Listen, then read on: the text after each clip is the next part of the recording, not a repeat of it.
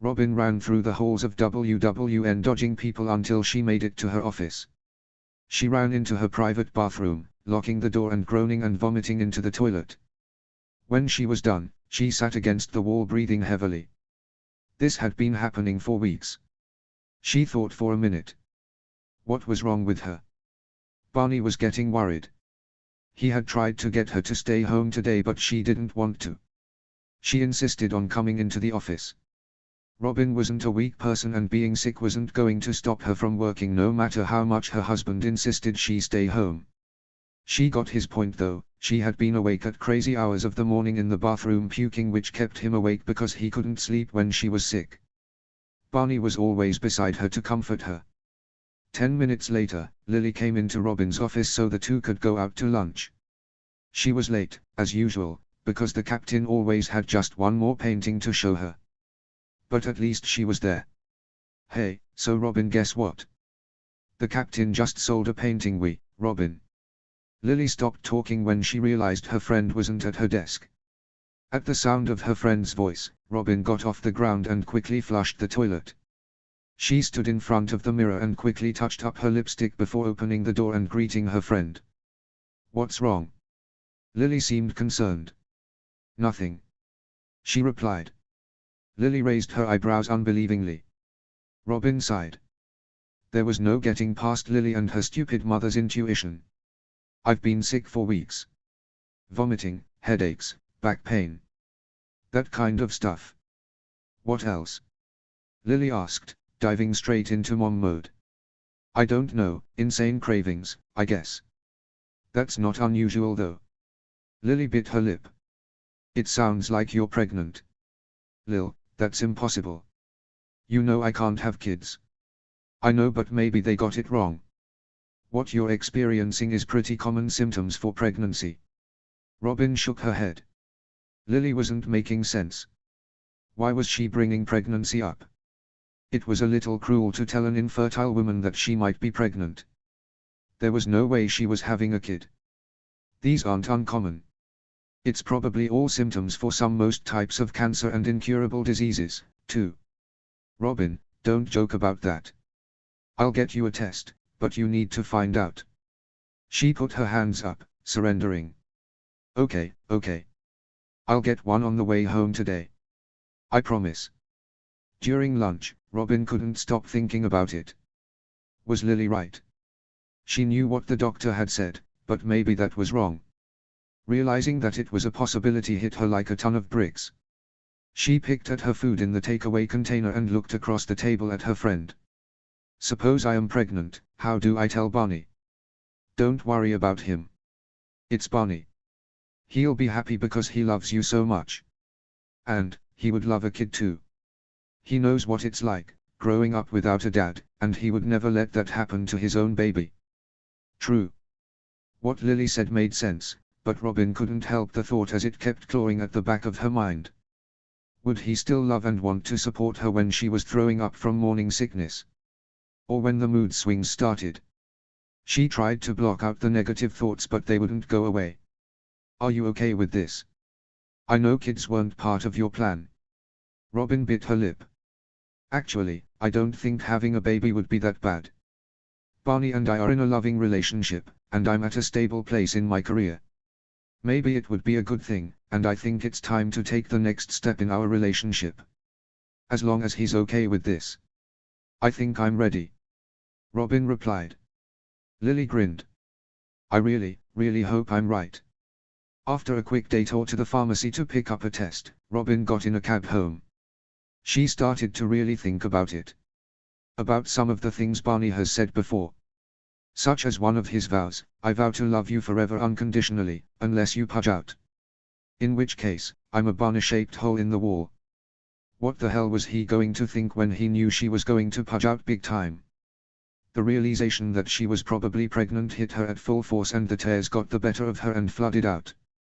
She didn't need a bit of plastic to tell her she was having a baby. Deep down, she already knew.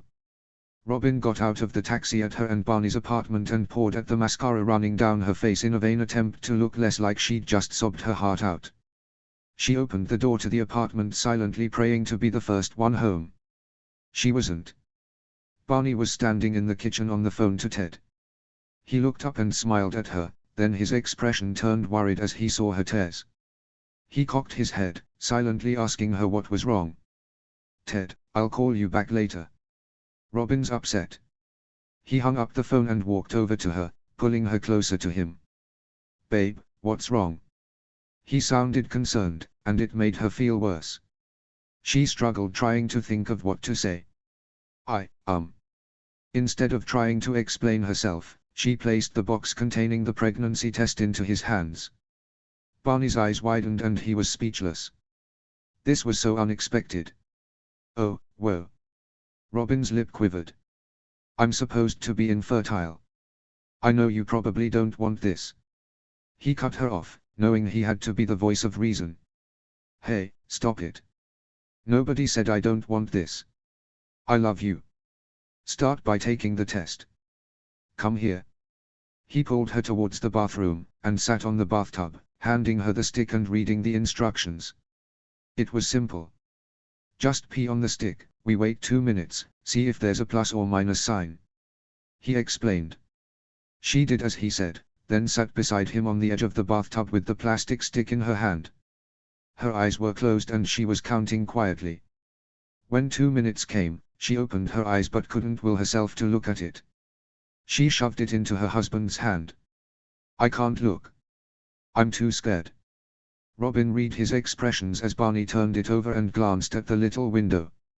He did a double take, then grabbed the box, double-checking that he was seeing the right thing. He looked up at her in awe, then dropped the test to the floor and pulled her into a hug. "It's positive, Robin. It's positive. We're having a baby. Oh my God, I'm going to be a daddy," Barney said. He was excited, but holy crap, he was going to be a father. Robin was going to be a mother. A child was growing inside her stomach. His child. His child, that felt strange to think, but it also felt right in a weird way. He was going to be a daddy. "We're having a baby," she repeated. "Are you okay with this?" "Of course I am. I love you. I couldn't imagine anyone better to start a family with." She took a deep breath before speaking again. He wasn't thinking properly. She knew he was thinking of the cute things, and not about all the poop and vomit. "We're talking about a lifetime of commitment. Are you sure you'll want to be here when I get massively fat and gross and all I want to do is watch reality TV shows and sleep all day? When I don't make it to the bathroom in time and puke all over you? When I'm sweating and grunting during birth? When the baby's crying at 2 a.m. and we can't figure out what's wrong? Yes, babe. I promise. I don't care about the cravings and the mood swings or the pregnancy brain. I don't care about any of that, because you'll be forming and carrying a baby. That's awesome. And for God's sake, why do you think I'd care if my pregnant wife was fat? That's the whole point, stupid." He grinned as he teased her. "Besides, if I let you raise a kid on your own, then he or she would only be a little awesome. And you'd probably tell him or her that they are completely Canadian." Barney shuddered at the word Canadian. "I mean, the kid would have more Canadian blood than American." Barney shook his head. "Poor kid." Robin laughed and shoved his shoulder gently. He smiled. Getting her to laugh always made him happy. "Seriously, Barney. If you don't stop tapping your foot, I'll rip it off with my bare hands." Robin glared at her husband, who immediately stopped. He squeezed her hand. "Sorry, I do it when I'm nervous." Robin looked around the waiting room of the AB/GYN clinic. She was nervous too, but for a different reason to Barney. He was nervous that the test was faulty. She was worried that it was faulty, and she definitely couldn't get pregnant and he would be disappointed in her. She saw how excited she got, and if the results were negative, she would be ripping that away from him. She didn't have much more time to worry, as a nurse came into the room. "Robin Stinson," she called. Robin stood up, pulling Barney with her, and followed the nurse down a narrow hallway. "Could you please get changed and have a seat?" She pointed to the examination chair. "The doctor will be in soon." Robin nodded and the nurse left. She quickly changed and flung her clothes at Barney, who was giggling and cracking dirty jokes. Robin rolled her eyes. You're so immature. As he was thinking of a rebuttal, the doctor hurried in, apologizing for being late. Hello, I'm Dr. Bailey. What are we doing today? She asked, smiling at Robin and Barney, who had stopped being annoying and was now standing by his wife's side now. I think I'm pregnant. Robin told her. The doctor smiled. We're going to do a blood test, okay? She asked. Robin nodded.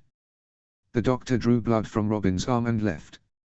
As soon as the door closed, Robin turned to Barney. I'm really scared, Barn. There's nothing to be scared about, okay? I'm right here. I love you so much, and nothing can change that. Whatever the results of this test are, I'm going to be here to support you, no matter what. He replied, running his hands through her hair. But I know how much you want kids now. If I can't give them to you. She trailed off, not having a burning desire to finish her sentence. I would never, ever leave you. Barney replied. For you to even suggest that, Robin Stinson. He narrowed his brow, pretending to be angry and quickly changing the mood from heavy to light and playful. She smiled. What are you gonna do to me? Burn every single item in our apartment that even implies you're Canadian? He said with a grin. She gasped, playfully, and so began a verbal war of what of the other stuff they were going to burn. They were still laughing and joking when the doctor hurried back into the room, a huge smile plastered on her face. Congratulations. You're pregnant. We think you're about 2 months along. We just had a cancellation for a sonogram, so I can fit you 2 in. Would you like to? Barney squeezed Robin's shoulder. Both of the soon-to-be parents were grinning like idiots. Okay. Robin said. She pulled up the gown to expose her stomach. The doctor rubbed cold gel on her and used the ultrasound wand. Soon a picture popped up of a tiny bean shape. It was hard for Robin to believe that this was real. The pair looked at each other in awe. Our baby will be the most awesomest kid ever. Barney said. Robin laughed at him. The doctor moved the wand over a little to reveal a heartbeat. This is, actually happening. Robin whispered.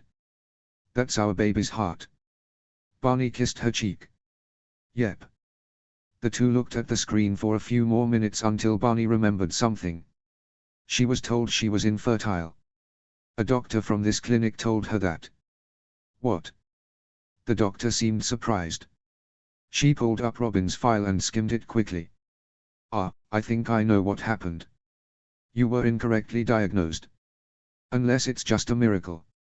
No, no, no, no. No. No. Miracles do not exist. No. Robin stated. Barney stifled a laugh.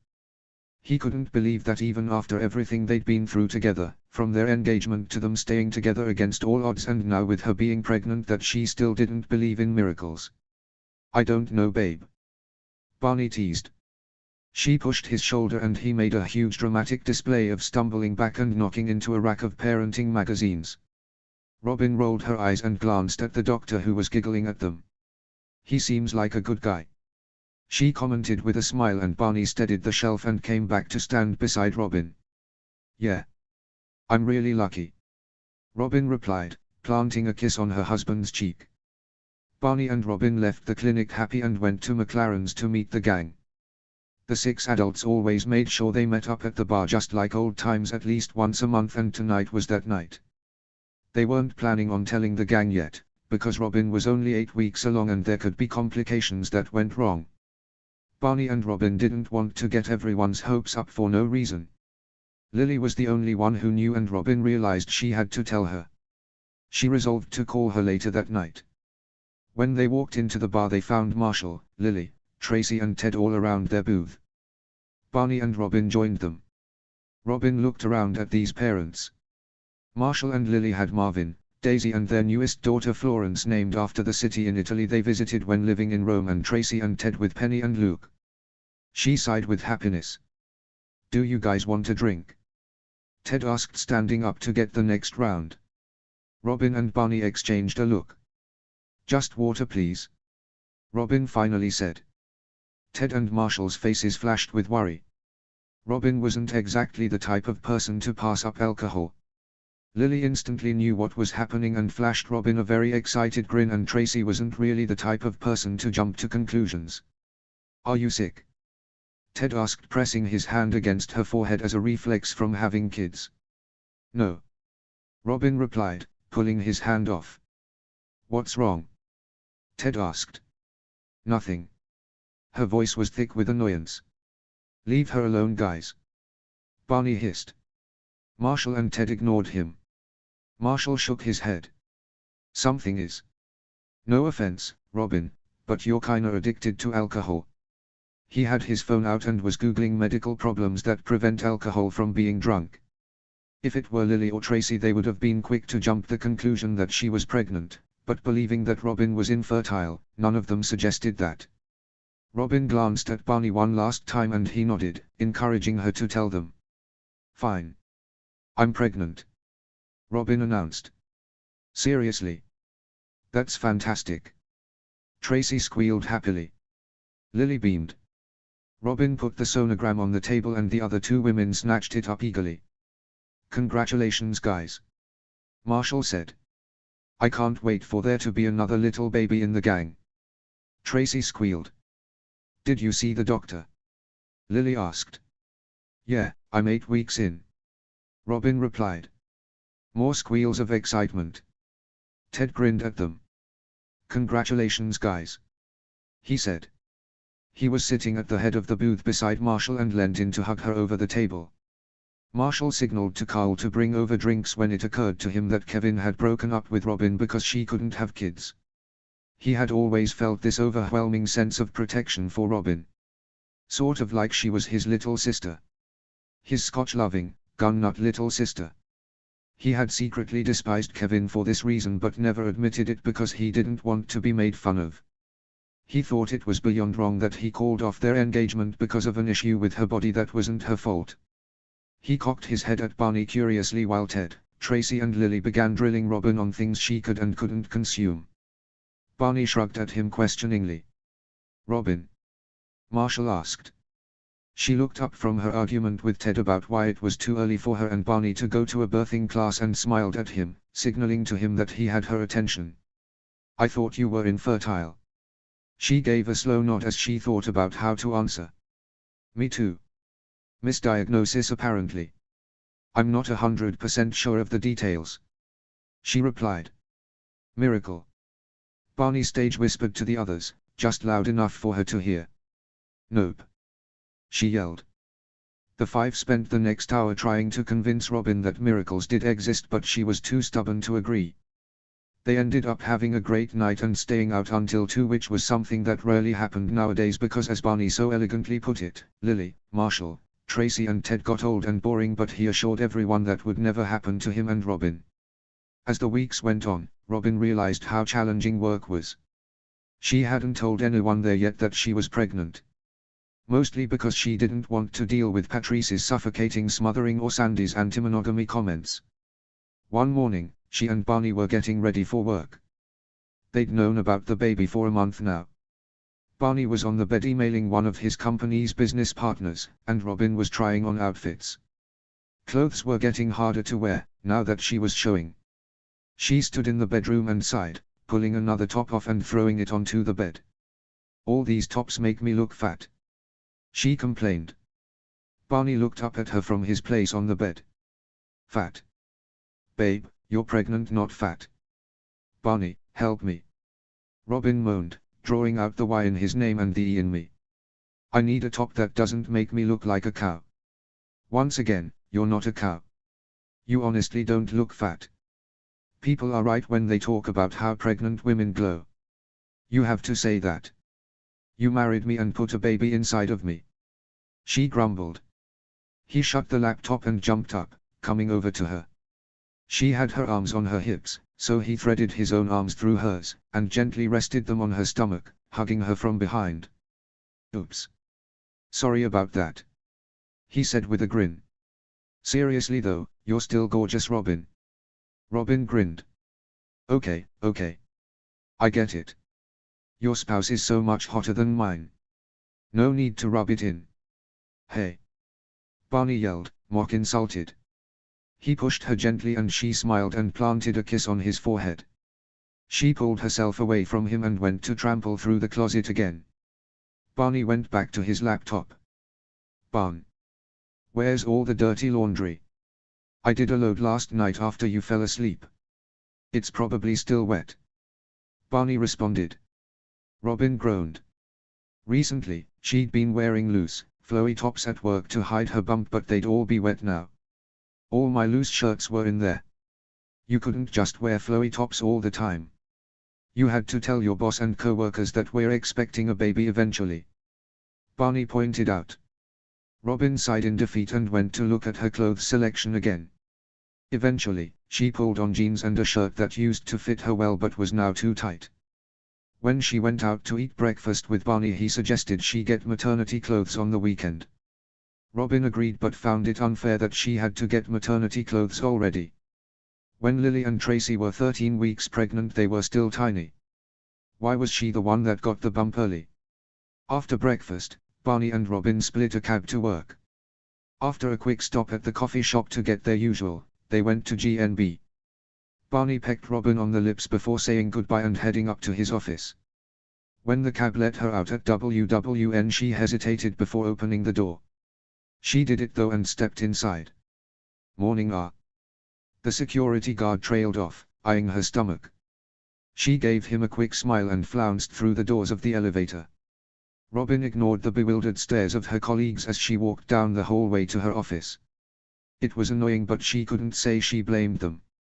She hadn't told any of them nor shown any signs of being pregnant, yet here she was sporting a baby bump. Robin walked into her morning meeting late. She was carrying a takeaway cup on one hand and her jacket was slung over her other arm. She flung open the door, apologizing profusely for being late. Nobody paid her much attention until she stood up to take over Sandy's place of explaining their next assignment. They all stared at her. Crap. She was gonna get fired. She was totally going to get fired. Everyone in this room were all job-focused people. She was the only married one. Everyone in this room's careers were their top priority. Her top priority was Barney and their unborn child. It was quiet for a few minutes as everyone in the room stared at her. Sherbatsky? Sandy asked, breaking the silence. She sighed. What do you want, Sandy? Were you ever going to tell any of us about that? Sandy gestured to her stomach. She rolled her eyes before responding. No. My husband and I weren't planning on telling anyone yet. I don't really want to mix my personal life with my professional life, so if everyone would please direct their attention to the screen rather than my freaking body. Robin was getting angry now. I don't understand. Why didn't you tell us? Her boss questioned. Robin put the papers down of the table in defeat. There were 13 curious people and only one of her. Because, you're all very career-focused people. Your careers are your lives. I used to be like that, my job was everything to me. Then I married Barney and everything shifted. He's my world and my career is just on the side. You guys don't exactly understand the situation, nor do many of you agree with my decision to have kids and let my job suffer. She explained. They all nodded, thinking about what she had said. Well, congratulations. Her boss said after a few minutes. Most of the other people in the room agreed and repeated what he had said. It meant a lot to her that they weren't instantly shutting down her idea of children as her throwing her career away. That's what had kept her from wanting kids in the first place, feeling like she couldn't have a job and be a mom at the same time. She knew now though that she would be able to do that. She had a fantastic support team with Barney and the gang, and she knew that she could do anything and they'd be right behind her, supporting her the whole way.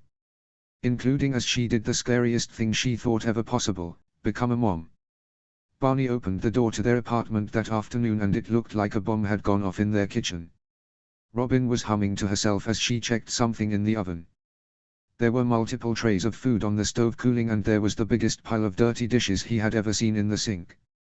The kitchen counter was covered in flour and eggshells. This was a sight he never thought he'd ever see, and honestly, it freaked him out. What the hell was she doing? Robin wasn't exactly going to be the typical suburban mom who bakes food for her kids' lunch boxes, drives a minivan and goes to yoga every Saturday. And he'd never seen her bake before. Babe. What you doing? He asked cautiously. She turned around to face him, smiling. Hey Barn. I'm baking.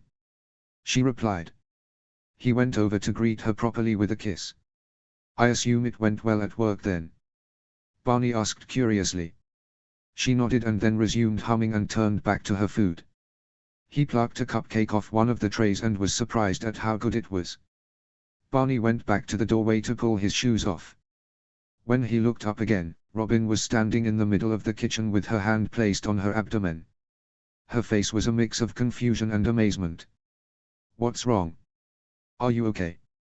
Barney asked, immediately panicking. She nodded. Yeah. I think the baby just kicked. She replied. He ran to her side, placing his hand on her stomach. Oh. I felt it. His voice was giddy and childish. Robin smiled. She was confused and didn't think that the baby was supposed to be kicking yet, but that's certainly what it felt like.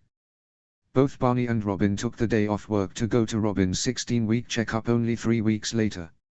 Luckily, everything was fine. The doctor also gave them an envelope with the gender of the baby in it. A few hours later the whole gang met up at Robin and Barney's house so they could all find out the gender together. Barney had been bouncy all afternoon, wanting so badly to open the envelope, but Robin made him wait. Finally, they all arrived, bearing pizza and settled down on the couches. So, what are you guys hoping for? Tracy asked as everyone was eating. I think I want a girl. So that I can treat her like my father never treated me. Show him how you're supposed to treat you children. But I would honestly be happy with either. Robin said. Barney smiled. Oh man, you mean we can't name our daughter Barney Jr.? That was at the top of my list. Barney teased. She grinned and punched him in the shoulder. I don't really mind either way. He added. Yeah, well, I think it's a boy. Ted said, putting his arm around Tracy. Nah, it's totally a girl. Marshall said. Slap bet? Ted asked. Hell yeah. Marshall replied. All right, ready? Robin asked. She stood up and took the envelope from Barney's hand. She opened it and stared, gaping at the small piece of cardboard. Robin visually paled. Barney stood up, anxiously watching her. He peered over her shoulder at the card and put his hand over his mouth. He recovered quickly and put his hands on her shoulders, guiding her back down to sit the couch. Barney grabbed her bottle of water from the coffee table, unscrewed it and handed it to his wife. She took it from him gratefully and lifted it to her lips. Barney began rubbing Robin's back. The gang were watching them curiously but nobody said anything. Holy crap! Barney said, breaking the silence. Yeah. Robin's voice was barely a whisper. I'm excited. Barney decided. Robin nodded. Yeah, but I'm shocked and scared as well. She said. What is it? Lily asked. Robin nodded at Barney, silently telling him to tell them. Twin girls. He announced. Twins. Oh my God. Lily screamed, jumping up and down in excitement. Guys. Congratulations. Tracy squealed in excitement. She was sitting on Robin's other side so she pulled her in to hug her. 2 girls. I'm so excited for you. Marshall said. Congrats. Ted said. The slap bet was momentarily forgotten as everyone exchanged hugs. They sat back on the couch and looked over at Barney and Robin. She hadn't moved since Barney had pushed her onto the couch and her eyes were fixated on the wall. Barney was watching her with concern. Robin, you okay? Marshall asked. What? Oh, yeah. I'm fine. Just kinda realizing that for the next 5 months, 2 lives depend on solely me to keep them alive. Robin replied. We're here for you, Robin. For during this pregnancy and we'll still be here to help you guys after the babies are born. Ted said. Yeah, and for the record, I truly believe you'll both be amazing parents. You're great with Marvin, Daisy, Penny, Florence and Luke. Tracy said. Yeah. Marshall agreed. I'm in this with you, baby. Not just for the next 5 months but for the next 18 years and beyond that. Barney told her. Finally, some of the anxiety started to melt away and the excitement set in. Robin grinned and thanked the others. Marshall cleared his throat and everyone turned to him.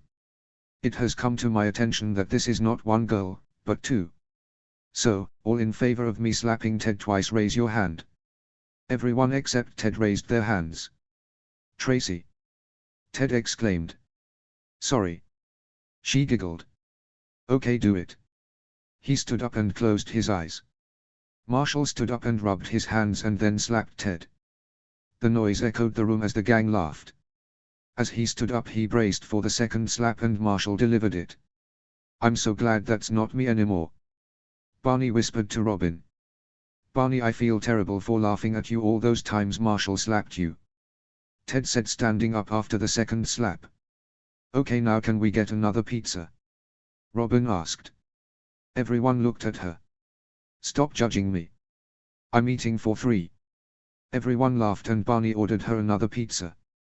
The next day was a Saturday. Barney rolled over and looked at his sleeping wife lying beside him. She was laying on her stomach with her hand placed on his bare chest. He wondered if it was safe for her to still lay face down with the baby. He resolved to Google it later. The early rays of sunshine were bursting through the gaps of the curtains and shining on them. Robin always looked so peaceful when she slept. He put his arm around her back and dozed back to sleep. He woke up about half an hour later and kissed her forehead gently. Robin stirred and opened her eyes. She planted a kiss on his cheek and whispered a good morning in his ear. Morning, gorgeous.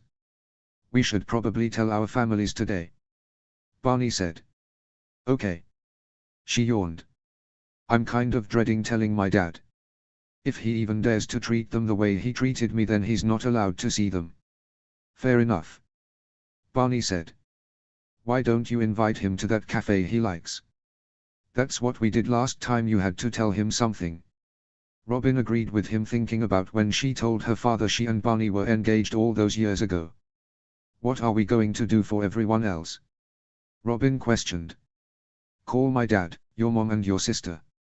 For James and my mom, we have one of those family lunches with them today. Barney reminded her. They had family lunches with Loretta, Sam, James, Tom, Sadie and Eli approximately once a month. It was something Loretta demanded have done because she and Sam were getting older and she wanted to see her family as much as possible. Robin and Barney got out of bed and got ready to go to Loretta and Sam's house. While Barney had been getting changed, Robin had called her dad and invited him to dinner at his favorite restaurant. They decided to tell everyone at lunch first, then her father, and finally call Jerry and his family and her mom and Katie. Robin was pulling her purse onto her shoulder and Barney was standing up from putting his shoes on when she decided to change. Barney groaned and flung himself onto the couch. She rolled her eyes and retreated to the bedroom for a few minutes before coming out in an off-the-shoulder, blue and white striped sundress and white, flat-strap sandals. It was looser than the shirt she had on before, which was good because the couple didn't want Barney's family to find out he was going to be a dad because of her bump. They wanted to tell them. With this dress on, you could hardly see her baby bump. The only reason Barney could see it was because he knew it was there. Hot. He whispered, walking over to her and placing one hand on the small of her back and the other on her neck. She laughed. Thought you'd like it. Robin pulled herself away from her husband to grab her bag and then they left the apartment. They arrived at Loretta and Sam's house on Long Island to find James, Tom, Eli and Sadie already there, and a game of soccer already in full swing in the backyard.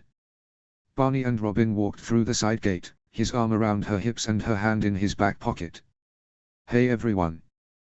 Barney called out. 11-year-old Eli and 7-year-old Sadie yelled something about the cool adults being here and ran to greet their aunt and uncle. Barney and Robin exchanged hugs with the kids followed by the other adults. We're playing soccer. Come join in. It's the usual teams. Sadie squealed. Normally they played Loretta, Barney, Eli and Tom against Sam, James, Robin and Sadie. Robin and Barney exchanged a quick look. James and Barney were equally as competitive as each other and that sometimes got rough. Robin had suffered knees, elbows and even feet to the face whilst playing games with the Stinson boys. She didn't want to cop an elbow to the face, or worse, the stomach. I think I'll sit this one out," Robin said. "No. Come on, Robin. We need to smash them again. I can't win with just Dad and Sadie on my team. We need you," James said. "Last time we played, you gave me a bloody nose," Robin pointed out. "It was an accident. I apologized like 8 times. I'll be gentle," James replied. "James. Leave her alone," Barney warned his brother before turning to his wife. "No pressure for you to play, babe." He knew neither he or his brother were the furthest thing from gentle when it came to competitive sports. He couldn't think of anything worse than Robin getting hurt, and he certainly didn't want to put the babies at any sort of risk. "I won't play either. I have to finish lunch," Loretta objected, evening out the teams. Lunch was served only 10 minutes after they started playing the game. After everyone had plates of hot dogs and coleslaw balancing on their laps, Barney and Robin shared a look, and Barney opened his mouth to announce his news to everyone, but James beat him to it. "Guys, Tom and I have something to tell you," James said. Barney closed his mouth and looked over at his brother. "We're thinking about maybe adopting another kid." Loretta and Sam went wild, hugging and congratulating them.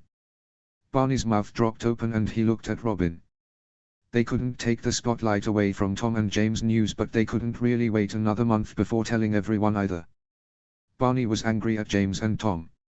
His wife was 4 months pregnant with their first, and second, child, but James got to take their opportunity to tell everyone to say that he and his husband were considering a third child. But, he also knew it wasn't James' fault. He had no idea. "And to celebrate we brought champagne," Tom said, pulling a bottle out of a bag. "Great. How perfect. So, freaking perfect. That will go great with shrimp. I think we have a bag in the freezer. I'll go get it and some champagne glasses," Sam said, standing up. Robin's eyes shot to Barney's and she shook her head. There was no way she could handle that smell. She had barely been able to stomach the smell of the hot dogs cooking. Sam came back out of the house and opened the champagne. James poured it into the glasses and handed them out. "No thanks," Robin said when he offered her a glass. "Why not? Come on, Robin. It's a special occasion. Tom and I could be having another kid. You could be getting another niece or nephew. Just have a glass of champagne," James urged. "James. What is it with you trying to force my wife to do things today? Leave her alone," Barney defended Robin. James shrugged and backed away, lifting the glass to his own lips. Barney leant over to whisper in Robin's ear and they quietly argued whether they should tell everyone today. They had to, or they wouldn't see his family for another month, and Robin would be way too far along to announce it without Loretta getting upset that they hadn't told her sooner. "We have an announcement too," Robin said. She nodded towards Barney. "Robin's pregnant," Barney announced giddily. "Oh my God!" Loretta screamed happily. Everyone erupted into happiness and rushed to hug the soon-to-be new parents. "How far along are you?" Tom asked after everyone settled down. Robin smiled. 16 weeks. Barney grinned proudly and placed a hand on her bump. "We wanted to tell you guys in person. That was going to be when we found out, 8 weeks ago, but Mom and Sam were on holidays. Then last month when we were supposed to come over, the morning sickness was so bad she was either sleeping or vomiting, so we couldn't come over then." Barney added. "Is it a girl or a boy?" Sadie asked. "Sade's, they probably don't know yet," Tom said. "Actually, we found out yesterday," Robin said, smiling at Barney. "It's twin girls," Barney announced. James, Tom, Loretta, Sam, Eli and Sadie all rushed to hug the couple excitedly. Sadie was over the moon that there were going to be girls for her to play with, and Eli was just happy that his aunt and uncle were going to be parents. He knew they'd be the coolest parents ever, and was already jealous of his baby cousins. Robin and Barney left Loretta and Sam's earlier than usual because they had to get ready to go meet Robin's dad. They went home and showered and got changed. Barney put on a different suit and Robin put on jeans and a shirt. She considered wearing the same sundress, but figured it would be too girly for her dad. On the way to the cafe, Robin warned Barney that her father's reaction was going to be very different from his family's reactions. To their relief, the pair arrived at the restaurant before Robin's father did. They found a table and sat down.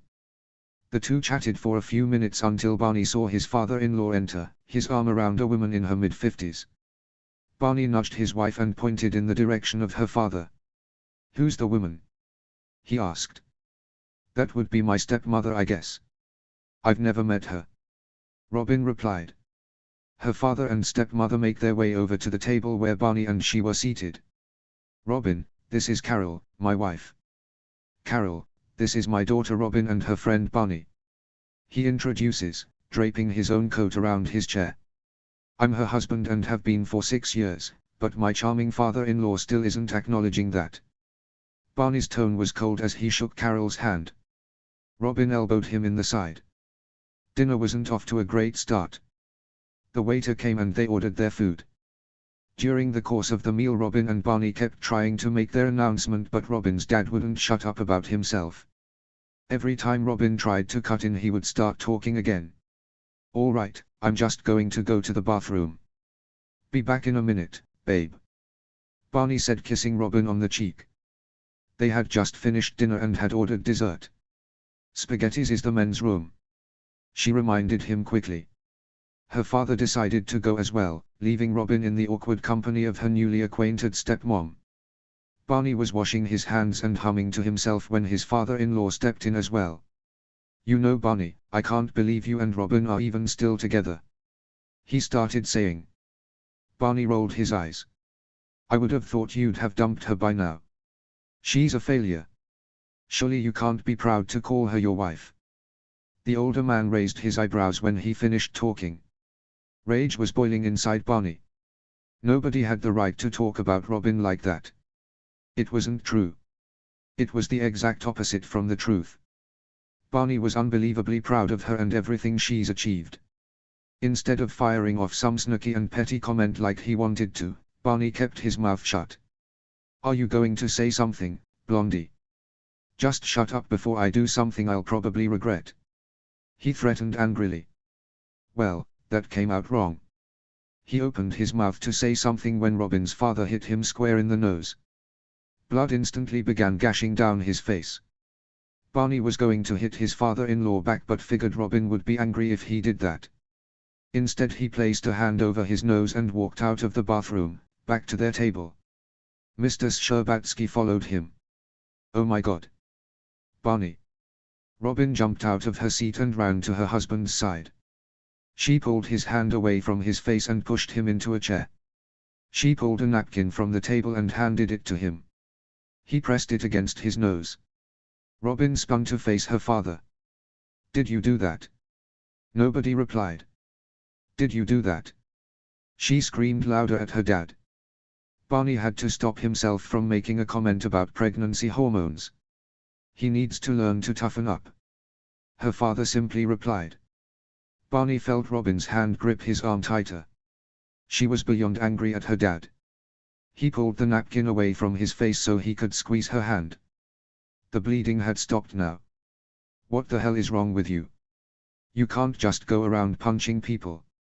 Especially not your son-in-law." Robin was beyond angry. She grabbed her purse from the ground. "Come on, Barn. We're leaving."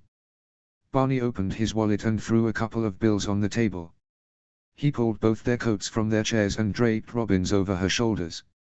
He put a comforting arm around her waist. She was still staring daggers at her father. "Come on, babe," Barney soothed. Her eyes were beginning to water. He attempted to guide her out of the restaurant but she spun around. "Oh, sorry. You were too busy talking about yourself during dinner and I couldn't get a word in edgeways, so I forgot why I invited you out. I'm pregnant." Robin's voice was angry. Her lip began to quiver and Barney knew she was about to start sobbing. He quickly pulled her out of the cafe so her father didn't see her cry. Barney wasn't going to give him the satisfaction of having something to comment on. The two could hear him yell out after her but didn't care. Robin composed herself in the cab and didn't let hormones get the better of her. When they got back to the apartment, Barney suggested calling his father, her mother and Katie. He figured the sooner the better. She agreed and they called Jerome first.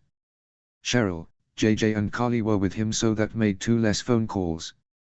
The 4 of them were ecstatic. Robin's mom was next. Robin dialed the number and pressed the phone to her ear. "Hello." Her mom answered. "Hey mom." Robin yawned. "Robin. How are you? How's Barney? Why are you yawning? Are you getting enough sleep?" "Oh, this is perfect. Katie's here too. Both of my girls." Genevieve was overexcited and her voice was way too perky for Robin's liking. "Slow down mom. Barney and I are great. I'm just tired, but yes, I'm getting heaps of sleep," she answered. Ms. Sherbatsky fired off another series of questions and Robin tried her best to answer them. Barney left to get changed quickly, and when he came back, Robin had fallen asleep on the couch, the phone pressed to her chest. He laughed gently and then took the phone from his wife's grasp. "Genevieve?" he asked. "Barney. Hello. How's work? Where did Robin go? Can you please make sure she's getting enough sleep, because I really worry about her," and she would have kept going for hours, so Barney quickly interrupted her. "Everything's great. Listen, she's exhausted and fell asleep on the couch. I'm going to wake her up so she can tell you what she called to tell you about," Barney explained. He gently shook Robin. "Baby. Wake up, beautiful." She groaned and covered her eyes. "Your mom's still on the phone." "Oh." She quickly took the device from Barney and clicked speaker. "Mom, can you call Katie down so she can hear this too, please?" "I'm here. I've heard the whole conversation," Katie yelled from the background. "Right, okay. I'm pregnant," Robin said. Genevieve's shriek of happiness pierced the phone. It was so loud, both Barney and Robin covered their ears. She started speaking a mile a minute, asking Robin so many questions she didn't have answers to. Was she going to breastfeed or bottle feed her baby? What color is she painting the nursery? Does she know she can't eat ham? Have she and Barney picked out a name yet, and is it too American? Luckily this time it was Katie who interrupted her by snatching the phone from her grasp. "Congratulations. I can't believe I'm going to be an auntie. And Barney, what the hell is with the whole thing with calling Robin baby and beautiful? I think I'm gonna puke," Katie said. "He started doing it in the first few years of our marriage and it's just normal now. We kinda just do it naturally," Robin explained. They spent a few more minutes discussing nicknames with Katie until Genevieve got a hold of the phone again. It was another half an hour before they finally got off the phone. Barney ran his fingers through the vanilla-scented brown curls that were sprawled across his lap. He looked down at his wife lovingly. Her eyes were glued to her stomach, where the babies were making some pretty drastic and sharp movements. It was to the point where he could see her skin moving. It was creepy and cool at the same time. It made him realize this was real. Robin was pregnant with his babies. This was actually happening. It's not that he hadn't realized before, but it was starting to really sink in now. Soon, there would be 2 other humans living with the 2 of them. This thought didn't scare him as much as he thought it would, instead it made him happy. It made him love and appreciate everything Robin was doing without her even noticing. He honestly couldn't wait. "Hey baby?" Robin asked, looking up at Barney. "Yeah?" he asked. "The wallpaper came yesterday. Wanna put it up?" she asked. "And by we, I mean you. I'm too tired to move." "I would, but I have no idea how to do that," he replied. "I do have an idea though." He pulled out his phone and sent a message to Lily that he knew would scare her. "Barney, oh God, Lily, please come over. Bring Marshall. I don't know what happened, please just come to our apartment." "Lily, what?" "Barney, are you and Robin okay?" He didn't reply, and instead sent an almost identical message to Ted. "Barney, oh God, Ted, please come over. Bring Tracy. I don't know what happened, please just come to our apartment. Ted, what happened? Is Robin alright? Ted, Barney, answer me. Ted, we'll be there. 20 minutes later, Lily and Marshall ran through the apartment door, looking tired. Like they'd run here. What happened? Marshall demanded. Sweetie, are you okay? Lily asked, nearing Robin who was still seated in the couch. As she sat down, Tracy and Ted came crashing in as well. We're here. What did we miss? What happened? Ted asked. Barney grinned. Thanks for coming, guys. Now that we're all here, who wants to help me put up wallpaper? Marshall, Ted and Tracy lectured him while Lily got off the couch and punched him in the shoulder. Ow! Lily! Barney cried out. Princess! Robin snickered, causing the other four to laugh as well. Barney scowled at her. Anyway, you gonna help? Barney asked. Lily sighed and put her bag down. Fine. But only because Daisy is driving me crazy. She's pushing her boundaries. Robin quickly stopped to realize how fast her nieces and nephews are growing up. She remembers them all as little babies, but they're all so big now. Luke turned 1 last month, in January, and Florence turned 1 in December. Those two literally felt like they were born yesterday. Penny's turning 3 next month. Daisy's turning 4 next week and Marvin will be 6 in May. It's crazy. We'll help too, but only because you're so desperate and that's funny. Ted added. The 6 adults went into the nursery and Robin showed them the wallpaper she picked. It was pretty, with realistic-looking fake wood panels on the bottom half, and a baby pink with white polka-dotted top half. Marshall demonstrated to Barney how to put it up, then everyone started besides Robin. She stood back, watching them, too tired to think straight. So, have you guys thought about names? Marshall asked, as he began on his second sheet. Robin smiled. We have one first name, but the other I'm still working on. He's picking the middle names, but refuses to tell me until the kids are born. Bad idea, Robin. Lily commented, laughing. You said some of his name suggestions were horrible. Why are you letting him do this? You'll be spaced out of your mind when he pitches them to you. Ted asked. Robin shrugged. It's fair this way. We did decide that if the names are too wild then I get to say no because he did turn down a few of my suggestions. Robin. For the last time, Maple isn't a name. It's a syrup. And we aren't naming our daughter after a syrup. Barney told her. It's cute and Canadian. She protested. We aren't having the Maple discussion again. Barney said. The others were laughing at the two. What's the name? Tracy asked. You'll find out in 4 months.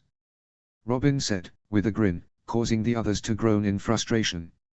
She watched for a little while longer, before yawning and announcing she was going to go take a nap. About an hour later, the gang had almost finished wallpapering the room. Barney was about to offer to go out and get lunch when Robin shrieked his name at the top of her lungs. Barney dumped the sheet of wallpaper on the ground and sprinted to their room. What? What's wrong, babe?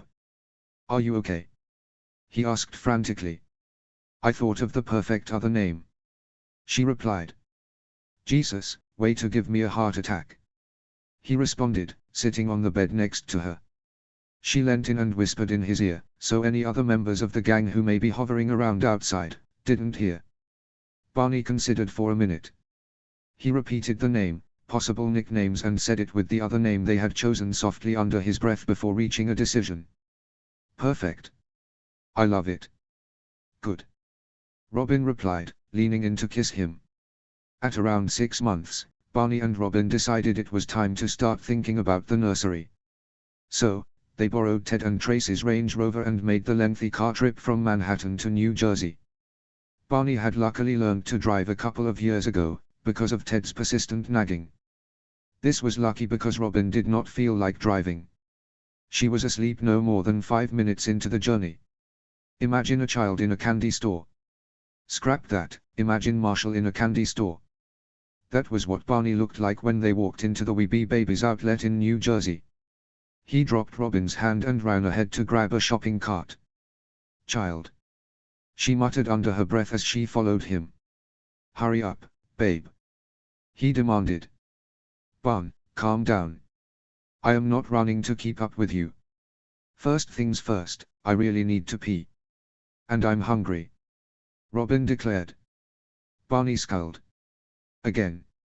You just peed 15 minutes ago at the rest stop. And you literally just scarfed down a packet of cookies." Robin sighed and put her hands on his shoulders, pulling him closer so they were eye to eye. "Remember this face, Barney? That's either your pretty hungry face or your pretty mad face. Yeah. And I'm going to get hangry if I don't eat something soon." Her voice was a low growl. Okay. I'm sorry.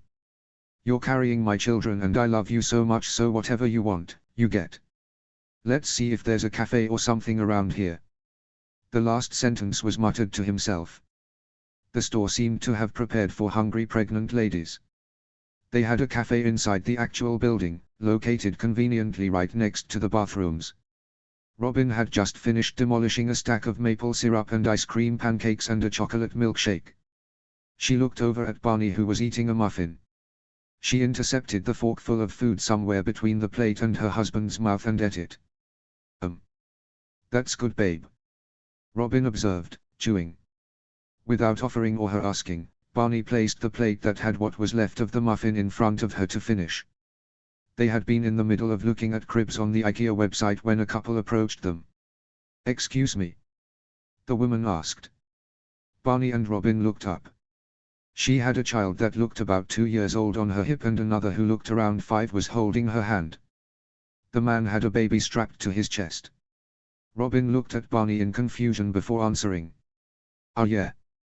Are you pregnant?" the man asked. Barney and Robin shared another look. Yeah. Barney's voice had a hint of irritation in it. The other couple shared a knowing glance. "Can we give you some advice?" the man asked. Barney reached out and took Robin's hand in his, which the other couple probably read as them wanting to receive advice, but it was actually a comfort for the long lecture they were about to suffer. These people were yet another couple who had a couple of kids and thought they were experienced or something, and therefore granted the right to educate soon-to-be parents on a topic so personal and individualized as parenting. Robin only really cared about 2 other people's opinions on her pregnancy, and that was her doctor's and Barney's. Well, and what Lily and Tracy told her. "First of all, I can tell by how big you are that you're having a boy," the woman started. Robin snorted and Barney burst out into a fit of laughter. The other couple looked confused briefly before the man took over from his presumed wife. "Also, you shouldn't really be eating sugary foods. And have you been doing a lot of exercise? Running and swimming is crucial for the baby's well-being," he advised. "Okay dude, whatever your name is. Do you think I crave celery and freaking lettuce? No, I'm not a rabbit.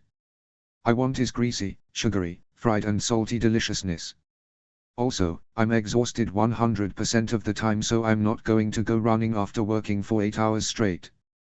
I'm going to pop in a movie and eat pizza with my husband on the couch because I have a free pass to do so. Stop going around telling all us first-time parents what to do. I'll give you a tip, nobody cares," Robin said. Even after being married for 6 years, Barney was still awed at the way she stood up for him, herself and everyone she cared about. He also found something about her telling somebody off really hot. "We get that, but just listen," the woman started. "Nope. See ya." Barney cut her off. He stood up, pulling Robin with him. She grabbed her handbag and allowed him to start pulling her out of the cafe, his arm around her hip. Barney and Robin were in fits of laughter as they quickly escaped the couple wanted to give them helpful advice. They were back into the main area of the warehouse and composed themselves. Barney got a cart and they started walking through the large store. At Weeby Babies they had managed to get quite a lot for the nursery and for the babies in general. Crib liners, sheets, changing table topper, baby Johns, double stroller, car seats, blankets, newborn toys and decorative items. After Lily forced her to read a lot of articles, Robin knew that wrapping the girls and putting them in the cribs with nothing but a sheet below them and crib liners was the safest option for newborns and babies up to 18 months old, hence why they didn't bother getting any type of pillows or other linen for the cribs. After checking out and taking all their purchases to Ted and Tracy's car, Barney and Robin went to IKEA. They were going to buy the furniture here. Holy crap! Barney muttered as the two stepped into the store. It's huge. Robin agreed. It was a long winding store and Barney, who had demanded to take charge, had gotten them lost a couple of times, but finally they got to the section where you pick up your items. Robin laughed watching Barney struggle to carry the heavy flat packs to the cart. Are you sure you don't want help, babe? Robin asked as she watched him haul box 2 of 3 of the first crib over to the cart. Barney grunted. No, I can do it. Aha. Sure. Your face doesn't look like Ted's cowboy boots either. Robin teased. Barney slammed the box onto the cart. Babe, stop. I'm not letting you lift a finger, so just let me do it. Okay. She replied. Eventually, they managed to get everything loaded onto the cart.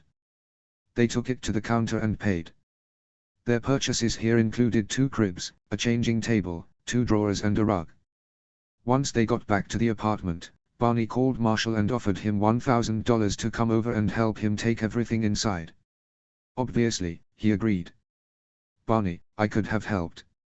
Robin complained as she watched her husband and Marshall heave another flat pack inside. No. He grunted. Robin crossed her arms. Stop it. You're treating me like I'm fragile or something. You are fragile. Barney insisted. And apparently, still have pregnancy brain. Marshall jumped into the conversation. He's right, Robin. You're 6 months pregnant and that means you can't do regular stuff. Just sit down and relax and let Barney spoil you. She rolled her eyes. I'm gonna take a nap. You do that. Barney grinned. Lily and Tracy had argued with Robin for hours about her baby shower. She did not want one. It took a long time, but they, collectively with Barney, finally convinced her to have one. They were going to plan it for her and all she had to do was show up. Robin made them swear it wasn't going to be a super boring party, with women sitting around gushing over one ECs. Instead it was going to be a huge party. They had decided to hold it in Ted and Tracy's backyard so there was a lot of space for everything. The day arrived and Robin and Barney got to Ted and Tracy's house at 11 am. 3 hours after the other members of the gang arrived and began setting up, and 2 hours before guests arrived. The first thing they saw when the taxi pulled up was the pathway to the door lined with fairy lights and pink balloons. At the door, a chalkboard read 2 months to go, in calligraphy, that they assumed Ted wrote. Oh, my God. Robin muttered as she and Barney walked up the pathway and into the house. Hey. Is that the guests of honor? Tracy called out. They went into the kitchen and exchanged hugs with Tracy and Lily, who were inside. Everyone was working excruciatingly hard. What can we do? Robin asked. She looked around at what everyone was doing. In the backyard, Ted was mowing the lawn. Marshall was on the deck, putting up decorations. It looked like a unicorn exploded pink everywhere. In the kitchen, Lily was cooking and Tracy doing drinks. Just the decorations. Lily replied. On it. Barney said, going outside to help Marshall. Robin sat on a bar stool at the counter and watched with intrigue as Lily expertly cooked without a recipe. Try this. Tracy said, handing Robin a champagne glass filled with some sort of drink mixture. Don't worry. It's non-alcoholic. She added quickly, seeing the worried look on her friend's face. Robin took the glass and sipped. Oh my God, that's delicious. What's in it? The drink was fruity and sugary. It satisfied the cravings Robin didn't even know she had. Secret. There's no alcohol here though, so feel free to drink anything. Tracy replied. She continued pouring the mysterious and delicious pink drink into champagne glasses. Tracy filled a whole tray and Robin offered to take it outside. She stepped out of the kitchen and carefully carried the wooden tray out the back door. Outside, Ted was finishing mowing the lawn and Barney and Marshall were working on putting up a string of pink lights on a bush. The veranda was quite small, so the party was going to mostly take place on the lawn. When you first walked out onto said veranda, there was a table that already had a few pink wrapped gifts placed on it. There was a banner hanging above it that read "Thanks for helping us celebrate Robin and Barney's happy accident." Robin laughed when she read it. There were strings of lights and pink streamers there too. Down the steps, there were a couple of folding tables set up. One already had a couple of trays of drinks on it, so she placed her tray beside it. Behind the tables were foil, helium balloons that spelt out twins. There were pink balloons everywhere. There were even pink water balloons in a tub. Robin smiled and picked one of them up. She threw it at Ted's back. "Hey!" he yelled, spinning around. She just grinned at him. "Robin!" Lily yelled from the kitchen. "Come try this." She spun around and went back into the house to taste test. At 1 p.m. on the dot the first guest arrived. It was Patrice. Robin was all smiles to her face, but the second she went outside, Robin shot Tracy a glare so intense, she was legitimately scared. By 1:30, the party was in full swing. Most of the guests had arrived. Robin was in a conversation with Tom and a woman she worked with, when Barney ran up to her, excited. "Robin, Robin, Robin." He was jumpy. "What?" she asked, slightly irritated. "Come with me," he practically yelled, putting a hand on her wrist and beginning to pull her in the direction of the stairs. She shrugged helplessly to Tom and her co-worker and allowed Barney to pull her over to the drinks table. A woman turned around as she neared. It was her mother. "Mom!" she yelled, enveloping her. "Darling," Genevieve said sweetly as she hugged her daughter back. "Katie, look." Robin's 29-year-old sister spun around. Katie grinned at Robin. "Hey. Hey." Robin replied, letting go of her mother and pulling her sister closer. After they pulled away, Robin leant back, against Barney. He put his arms around her neck and planted a kiss on her cheek. "Oh, by the way, Robin, this is my boyfriend, Adam. Adam, this is my sister Robin and my brother-in-law Barney," Katie said, pulling a man towards her. He was huge, he towered over Barney, and looked very Canadian. He was wearing a Toronto Maple Leafs jersey and biceps bigger than his head. "Hey!" Robin greeted. "You're a fan of the Maple Leafs?" "I'm a Canucks fan." "Huh. Are we gonna have a problem here?" He probably meant it jokingly, but it came out so threatening that Barney pulled Robin closer to him.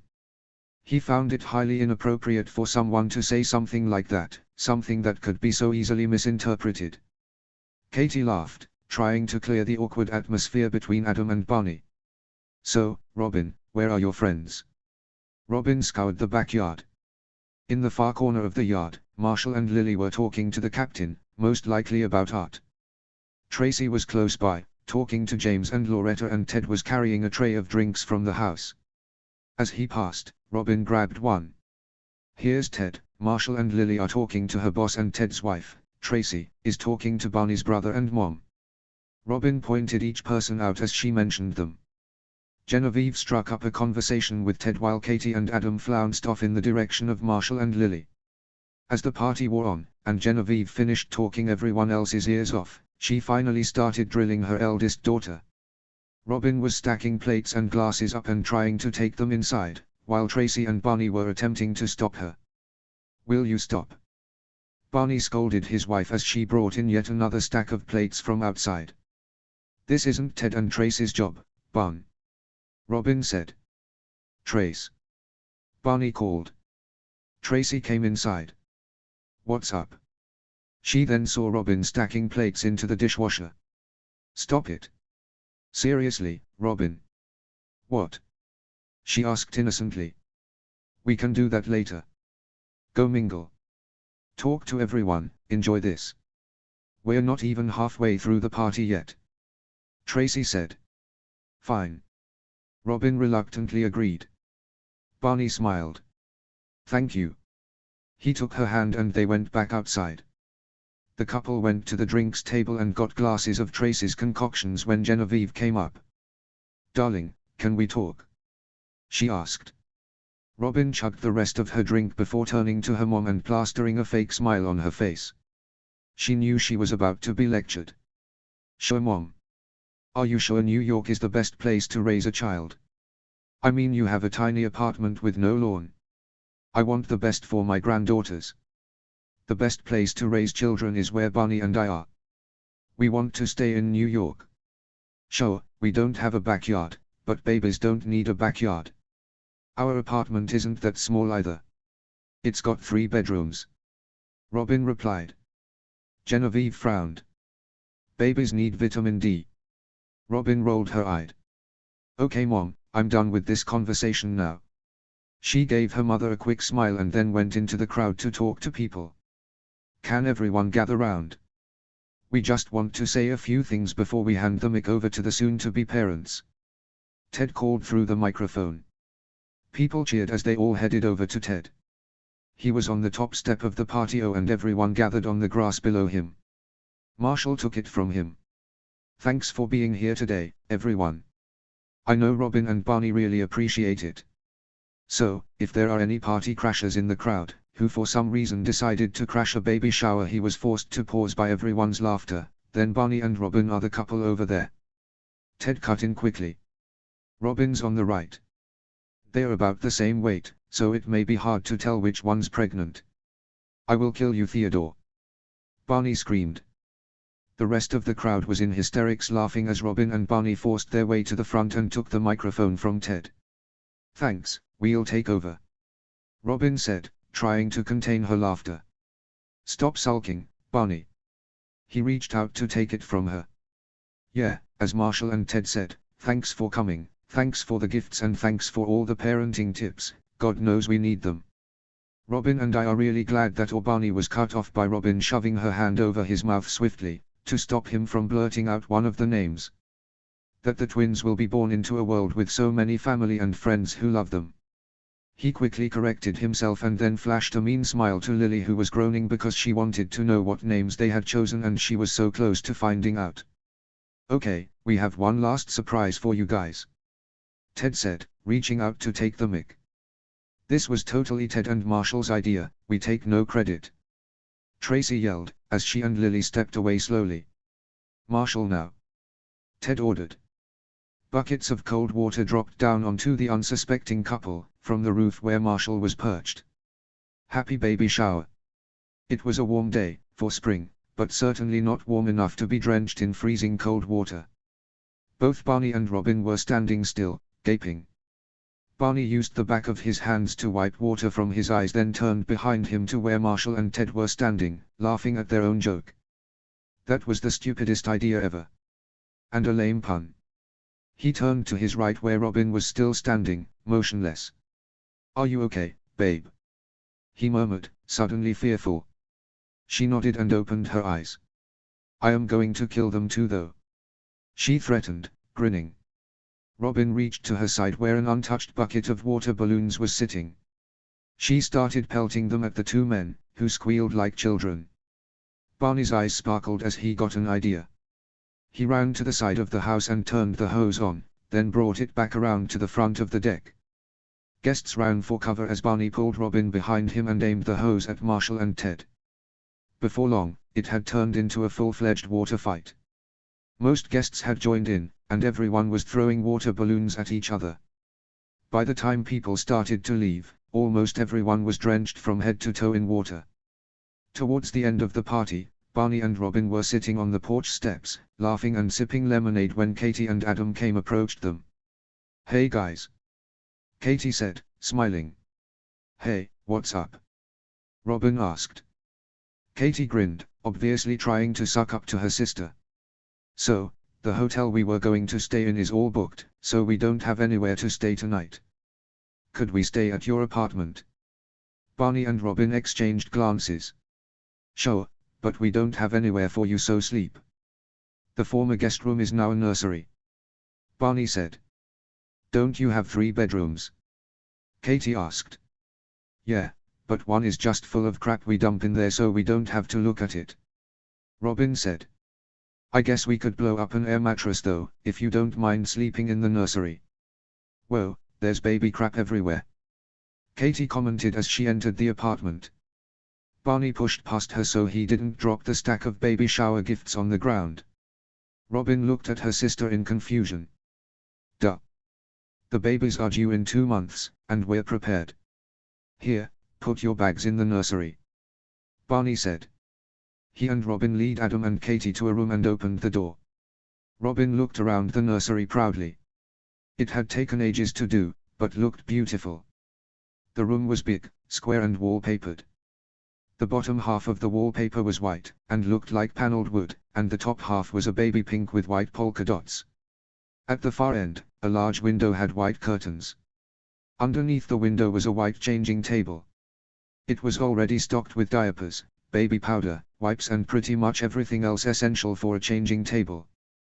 The changing pad was white with rose gold zigzags. On either side of the changing table were white dressers. The dressers were already stocked with clothes. On the walls vertical to the dressers, were white cribs, both with pink sheets. Although the bedroom was carpeted, there was still a fluffy white rug in the middle of it. On one side of the door was a white rocking chair, with a pink blanket tossed over it. Opposite to that, on the other side of the room was a white toy box, already overflowing with toys. It's super pink and girly in here, Katie exclaimed. Yeah, dummy. We're having twin girls, Robin replied. Later that night, Adam and Katie had retreated to the nursery where the air mattress Barney had blown up was. Barney and Robin were on the couch. She was laying with her head on Barney's lap and he was massaging her back. She was eating a tub of Oreo ice cream with Cheetos mixed in. Barney kept his eyes peeled to the screen so he didn't gag. Some of her food choices were disgusting. Robin, where's the? Katie paused, looking at her sister. What the hell are you eating? Oreo ice cream and Cheetos. It's delicious. I'd offer you some, but there's hardly any left, Robin replied. Katie wrinkled her nose. Gross. Oh, you wanna go Sherbatsky?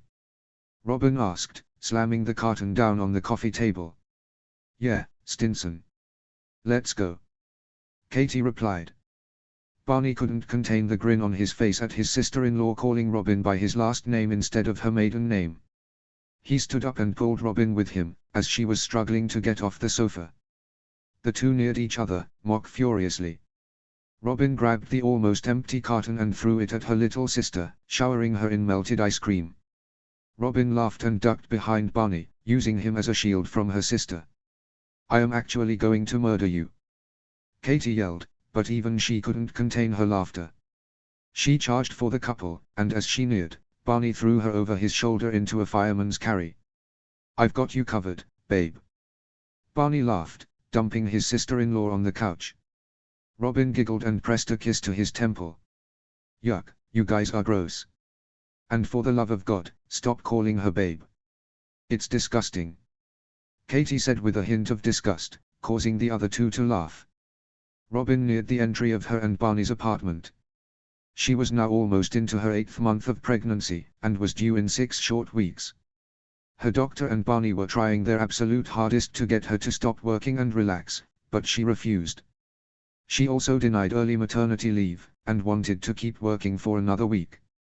Before she started the leave, she wanted to finish her project, as she would be off with the babies for 5 months after they were born. That meant a lot of late nights at the office, working. It was midnight, and she'd only just gotten home.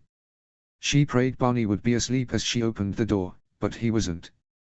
He was sitting at the counter. He looked up as she walked in. Do you know what time it is? Yeah, I got held up. Sorry, she replied. No, Robin. You can't just keep doing this. I don't want to talk about this right now, Barney. I'm exhausted and stressed and have to be up early for work. He looked furious. You know why you're exhausted? Because you're almost 8 months pregnant, and refuse to take it easy. I can't believe you. You're so selfish. Barney, stop. Robin growled. No. I'm not going to stop. This isn't a punishment, Robin. It's what's best for the babies. All I'm asking you to do is stop working for a while and relax. He replied. I'm doing everything right. I'm not smoking, I'm not drinking, I'm not even laying on my stomach anymore. I'm just working, there's nothing wrong with that.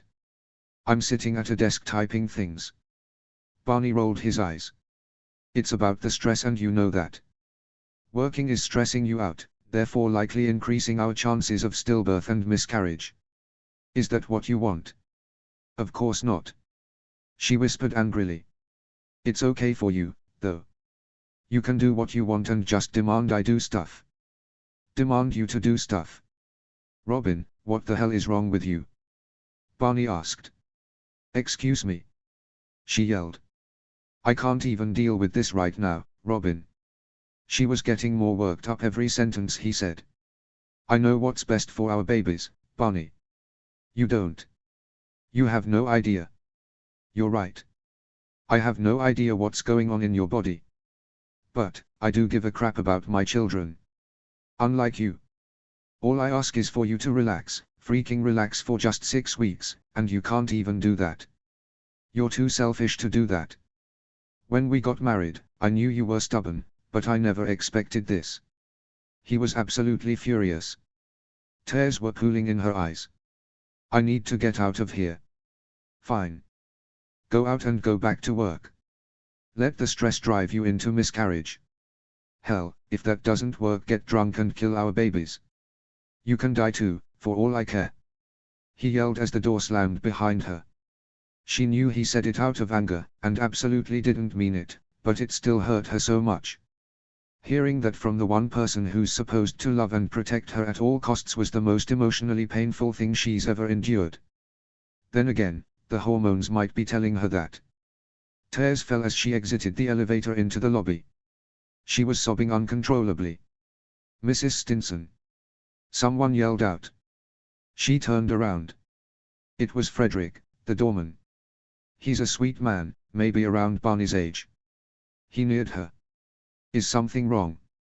Can I do anything? No, Freddie. Thank you, though. She replied. He looked skeptical. Are you okay? What's going on? I'm okay. She replied.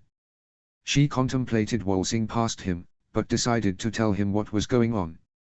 It wasn't really any of his business, but he's always been so polite, and has been the doorman here for as long as Barney's been living here.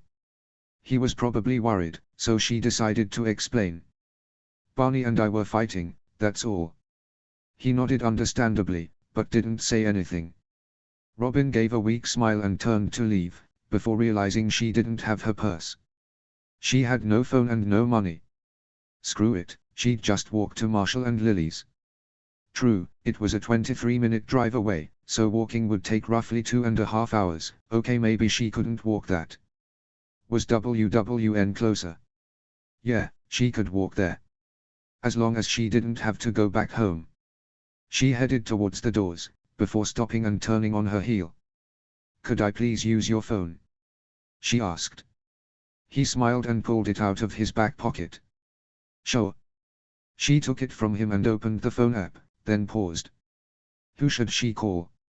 She has the gang's numbers memorized, but Ted would try to get her to talk about what was going on, Tracy wouldn't take her anywhere, and would instead make her make up with Barney, Lily would cry.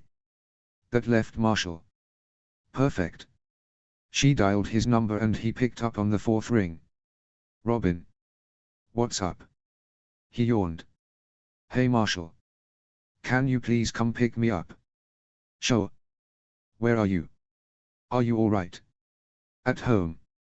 I'm fine, I just need to get away from Barney for a while. We were fighting. She replied. Okay. Give me 15. She sat in the lobby and waited for Marshall while making small talk with Freddie. He didn't really have a lot to do at this time of night. It wasn't long before Marshall walked into the lobby. He stopped for a second and looked her up and down, as if scanning her for injuries. By fight you don't mean he actually. God no, Marshall. This is Barney we're talking about. It was verbal only. She replied quickly. His shoulders slacked in relief. Good. Come on, let's go. You look exhausted. He stuck a hand out to her and hoisted her off the couch, then the two walked out to the car. They were about halfway back to the Ericksons' house when Marshall looked over at Robin. "Lily wants me to grill you on what happened." Robin sighed. "Of course she does. I don't want to talk about it, Marshall." "That's fine," he replied, quickly averting his vision back to the road. The last thing he needed right now was to get into an accident. Barney would kill him. Robin let her gaze drift back to the window. Marshall not pushing only made her want to talk about it. "I've been working really long hours because I want to finish my project before my maternity leave starts. I got home at midnight and Barney was pissed." She started. It gained her his attention. "He said the stress was going to make me miscarry." "That's harsh," Marshall replied, seemingly horrified. She almost laughed. That was nothing compared to some of the fights she'd had with her husband. "I got angry and stormed out and he told me to die." Marshall slammed the brakes on the car. "What? It's okay. I'm fine, I know he didn't mean it. He just pisses me off," she responded. "Please just keep driving, I'm tired." He obeyed and they arrived at the Ericksons' place. "Sweetie, what happened?" was the first thing out of Lily's mouth when Robin and Marshall opened the door. "I don't want to talk about it. I'm tired," she mumbled. "Spare bedroom is all yours," Lily replied, knowing when to stop pressing. She'd drill her about it more tomorrow. "Oh, if Barney calls, don't tell him I'm here, okay? Let him worry, he deserves it." Lily nodded and Robin went down the hall into the spare room.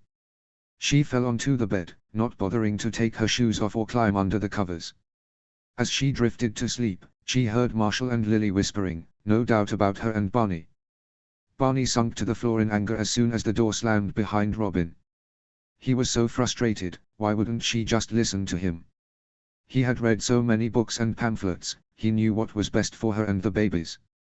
He heard her sobbing as she fled the apartment and felt bad. Maybe he went too far with the telling her to die thing. He obviously didn't mean it. She knew that, right? He pulled himself off the floor and grabbed his phone, then sent a few texts to her. "Barney, I'm sorry. I shouldn't have said that, I didn't mean it. Barney, come home please. Barney, I'll leave if you want to get away from me. You shouldn't have to be the one looking for a place to sleep." He put his phone back down on the counter and heard 3 buzzes from across the room. He went over and grabbed Robin's purse. Inside was both her phone and wallet. So, she was out in New York City on her own, with no phone, money or way to protect herself. It made him sick just thinking about what could happen to her. He swallowed the worry and laid down on the couch. She was a big girl and could take care of herself. If she did come home though, she wouldn't want him in the bed, so he fell asleep on the couch. Barney awoke on the couch at 3:10 a.m. It had been over 2.5 hours since Robin stormed out. He got up, groaning, and went into the bedroom.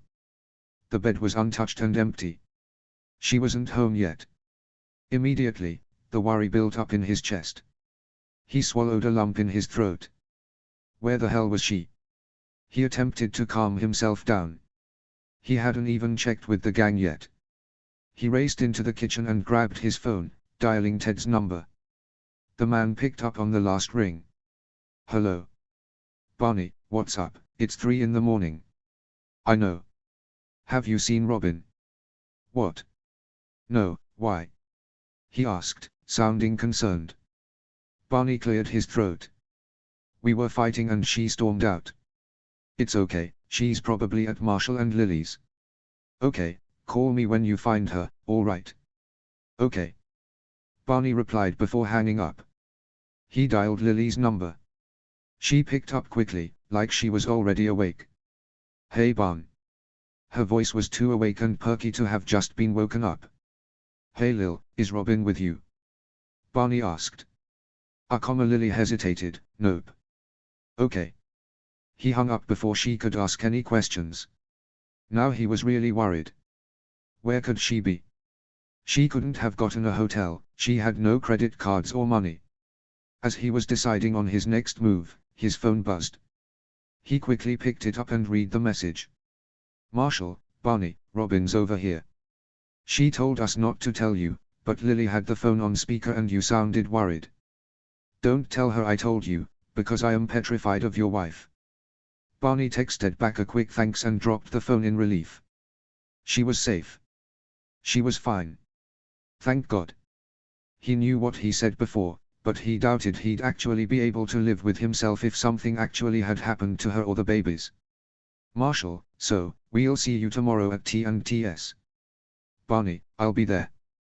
Ted and Tracy were hosting one of their barbecues tomorrow. They find any excuse to host a barbecue, and this time it was something along the lines of a mid-spring bash. Barney dropped his phone and went into the bedroom, then drifted to sleep quickly.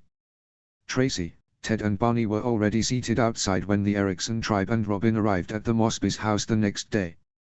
Marvin and Daisy sprinted off in the direction of the trampoline, where Penny was already playing and Florence toddled over to play with Luke's toys. Barney looked up and relief flooded his eyes when he locked his gaze with Robin. He passed her a bag from beside him. She glanced inside. He had packed her a change of clothes so she didn't have to wear yesterday's. It was a sweet gesture, but she was still mad at him. Honestly, he was still mad at her too. It wasn't until later the pains started. They were subtle at first, but quickly became intense.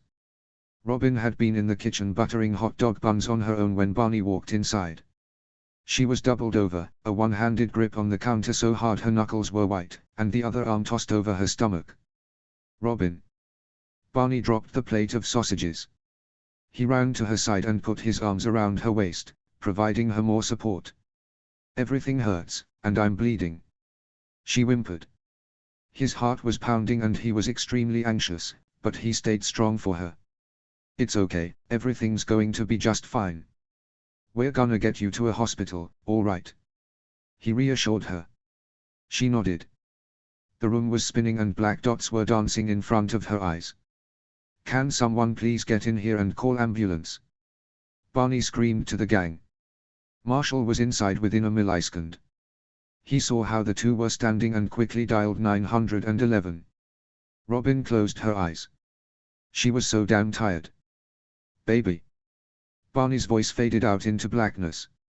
/N. When Robin woke up, she was in a bed. Hospital. She kept her eyes firmly shut, not wanting to face the possibility of what could have possibly happened. She rolled over and realized how soft the sheets were. The mattress was soft too. She was too comfortable to be in a hospital bed. She opened her eyes and realized she was at home. In her and Barney's bed. What was going on? The bathroom door was closed but light was spilling out from under the crack. Barney. She called. Her voice was raspy and quiet. She was trying not to panic over both her own and her children's health, but it wasn't working. The bathroom door opened and she shielded her eyes from the light. Barney quickly pounced on the light switch, turning it off. Hey, how are you feeling? I didn't think you'd be awake for a while. He came over and sat on the bed beside her. She cleared her throat. Fine, I guess. What's wrong? She was desperate. It's okay. Don't worry. You're fine, the babies are fine. Everyone's okay. He replied, running his hands through her hair in an attempt to calm her. But, what happened? Robin asked, confused. It was just stress, baby. Stress was causing the cramping, and the pains caused you to pass out. The bleeding is natural, and happens sometimes during pregnancy. She threw her head into her hands. You were right, I was working too hard and stressing and I could've. Hey, stop it. Barney chided. It wasn't your fault. I know what I said on Friday night but I didn't mean it, okay? It was that fight that caused everything to happen anyways. She nodded. What's going to happen for the rest of the pregnancy? You've gotta go on maternity leave, now. I'm taking paid leave, because I want to be home with you, in case something goes wrong or you need me. Is that going to mess up the paternity leave? Robin inquired. They had had long, heated discussions about what they were going to do for parental leave after the babies were born. Robin was taking the normal paid 5 months of maternity leave, and Barney was taking a month. For men, The amount of paid paternity leave is supposed to be 2 weeks, but Barney is the master of the possum people and conned his boss into giving him twice as long. He shook his head. Nah. It's all good. Honestly, they didn't need the extra money. They could both easily take unpaid leave, and it wouldn't make a dent. But, they wanted to be comfortable, and the large sums of money they had stockpiled in bank accounts assured a soft cushion if something were to go wrong and they needed money. Have you already talked to my boss, or do I have to go in to speak to him tomorrow? Robin asked. Barney ran a hand through his hair. Crap, that's right. I forgot to talk to him. It's okay, I'll go into your office now. Robin looked confused. Isn't it Sunday? Barney shook his head. Nope. Monday. What? Does that mean I was asleep for 2 solid days? Most of Saturday and almost all of Sunday. You woke up for about 10 minutes early on Sunday morning, but were pretty out of it. I doubt you'd remember. You started freaking out and I couldn't calm you down, so the doctor sedated you. Barney explained. Yet I'm still tired. Barney laughed and kissed her temple. You stay here and rest. We're not out of the woods yet. Something could still happen. I'll go talk to your boss. I'll be back soon. Okay. Can you get my keys? I left them there. He nodded, then leant down and kissed her, lingering for a few seconds, before getting up and leaving the room. The Worldwide News studio was busy and bustling when Barney arrived. The lobby was crowded, as everyone was trying to get through security and up into the building. Barney pushed past fans who were standing outside, trying to be in the background of shots. He stood at the back of the room, waiting until everyone else was in. Luckily, one of the security guards recognized him and allowed him to go up, otherwise he'd probably have to go home and get Robin's ID. Once he was in the building, he got someone to direct him to Michael McCain's office. He knocked on the door. Come in. The man boomed from inside the office. Barney pushed the door open and stepped inside. Robin's boss looked confused. Barney. Hey Michael. He reached a hand out in front of him to shake hands with the man. The two men had talked before, mostly at Christmas parties and other events. He had been at the wedding and baby shower. What can I do for you? McCain asked as he sat back down in his desk chair. Barney sunk into the chair opposite him. He cleared his throat, suddenly nervous. We need to talk about Robin. I figured. What specifically? She needs to take maternity leave right now. Michael cocked his head. She seemed insistent on waiting another week. Why the change in heart? We had a scare on Saturday morning, and she was in hospital all weekend. Everything's okay now. The doctor told us this is the best thing to do is for her to stop working. She needs rest. Barney explained. She can absolutely have the time off now. No problems. Tell her I said feel better, okay? Sure. Thank you. Barney stood up and shook hands with the man, before getting out of his office. Michael intimated him. He wasn't actually sure how, he just did.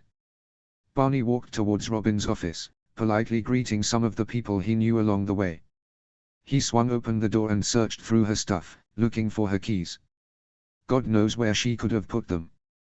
He finds random objects in strange parts of the house, but knows better than to question her. Hey Robin, I know we don't talk a lot, but could you please proofread? Someone came into the room while Barney was on the ground, searching through Robin's bottom drawer. He recognized the voice.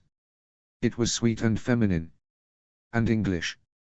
Why was it so familiar to him? He looked up. Barney. She was equally as shocked as him. He saw the keys at the bottom of the drawer and grabbed them, before quickly standing up and looking at her, his eyes wide. Nora. What are you doing here? Barney held up the keys, as if that was an explanation. Robin left them here, so she asked me to pick them up. Nora looked confused, but she nodded anyway. As Barney lowered his arm, she caught a glimpse of his left hand. Is that a wedding ring? Barney was puzzled. Did she not know that he and Robin were married? Yeah. I thought you knew that. To who? Nora demanded. Robin. He replied, like it was the most obvious thing in the world. How didn't you know that? You work with her. I don't. I'm in a different department. Well, it's not like we hid it. She changed her name, and uses that. How long after we broke up was it before you and her started dating? Why did she sound so pissed? That's not really any of your business, Nora. I've been in love with that girl for 11 years and have every right to be with her. Does that mean you were in love with someone else when we dated? Is she who you cheated on me with? Yes. Barney whispered. But it was 8 years ago. Honestly, Nora. You don't even realize how painful that was for me. And I thought you had a one-night stand with some random girl who doesn't mean anything to you, but no. You cheated on me with one of your best friends. You are the actual devil, Barney Stinson. She stopped to calm herself down a little. Then took a deep breath before continuing. Why, Barney? Why did you sleep with Robin while we were dating? Barney looked at his watch and grimaced. He'd been gone for almost an hour, and hadn't meant to leave Robin alone for long. He couldn't stop picturing something terrible happening. Sorry, but I don't have time for this. I really need to go. I need to get home. I'm talking to you. She was interrupted by Patrice entering the room. Barney. How's Robin? I just heard what happened. Is she okay? She's doing all right. We have to be super careful for the next 5 weeks though, so she's off now and won't be back until the leave is up in October. Thank God we got her to the hospital when we did, or the consequences could have been dire. Barney replied, ignoring Nora. A bunch of us want to visit, is this afternoon okay? I'll bring cookies. Patrice squealed. Sure. Thank you, I'm sure she'd love visitors. He lied. Robin would rather have her teeth ripped out than have people from work visiting her while she's sick. But he couldn't exactly say no. Okay, I gotta go now. I don't want to leave Robin alone for any longer. Bye Patrice, bye Nora. He grinned at the two ladies and grabbed Robin's keys off the desk again.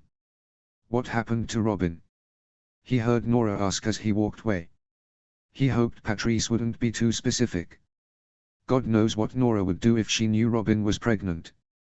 Once Barney was in the cab, he really thought about what was going through Nora's mind. What she would feel if she found out her ex was married and expecting a baby. He imagined what it would feel like if he and Robin hadn't worked out, and lost touch. What he would feel like if he found out she was married and pregnant. He would feel crappy. Like he'd lost or something. When Barney entered the apartment, he was greeted with the sight of Robin out cold on the couch, a fluffy blanket over her. He smiled, and pulled his shoes off, then his suit jacket and tie, and climbed onto the couch to spoon her. Later that week, at 8 a.m. on Friday morning, Robin woke up and instantly began hitting Barney's shoulder in attempt to wake him. Barney! She hissed at him. When he stayed unresponsive, she made her voice more urgent, in pain almost. Barney! Wake up! She must have done a good job, because he woke up with a start. What is it? What's wrong? He asked, expecting her to say her water had broken. She grinned. We're out of butterscotch. Can you go get me some? Please? He sighed and rolled over, getting out of bed. Fine. Thanks. I love you. Love you too. He was gone for a long time, and when he finally got back, she was out of bed and dressed. He opened the door and placed a bag of butterscotch and some other sweet foods she's craved lately in her hands. Thank you. What took you so long? She asked. He grinned and seemed excited. Come with me. I have a surprise. Okay. Close your eyes. She obeyed and he grabbed her hand, leading her out of the apartment. I swear to God, Barney Stinson, if you guide me into a wall I will.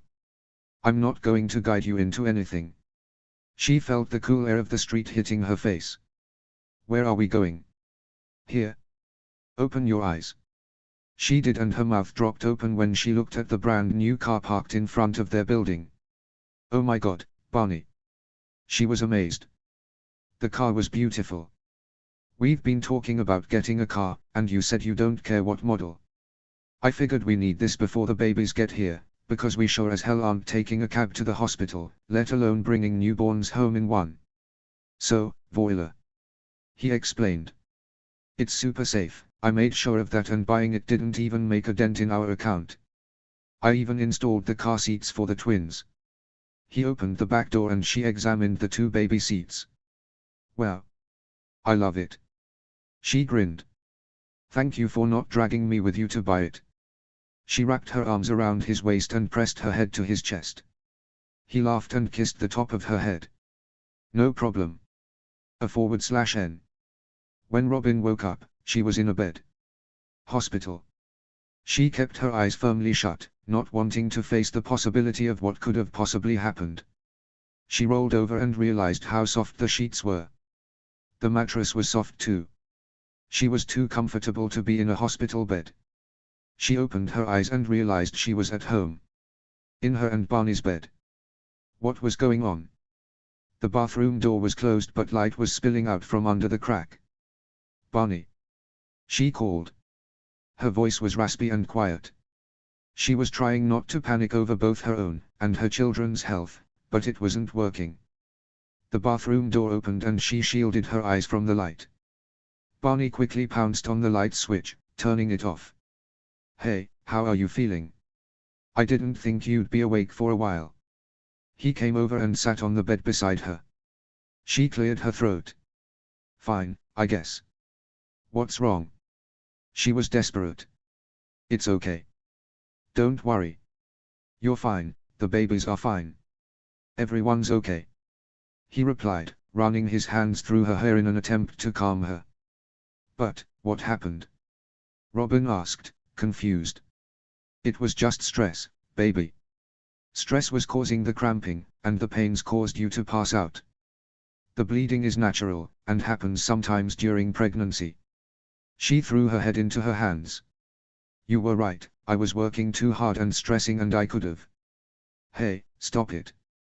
Barney chided. It wasn't your fault. I know what I said on Friday night but I didn't mean it, okay? It was that fight that caused everything to happen anyways. She nodded. What's going to happen for the rest of the pregnancy? You've gotta go on maternity leave, now.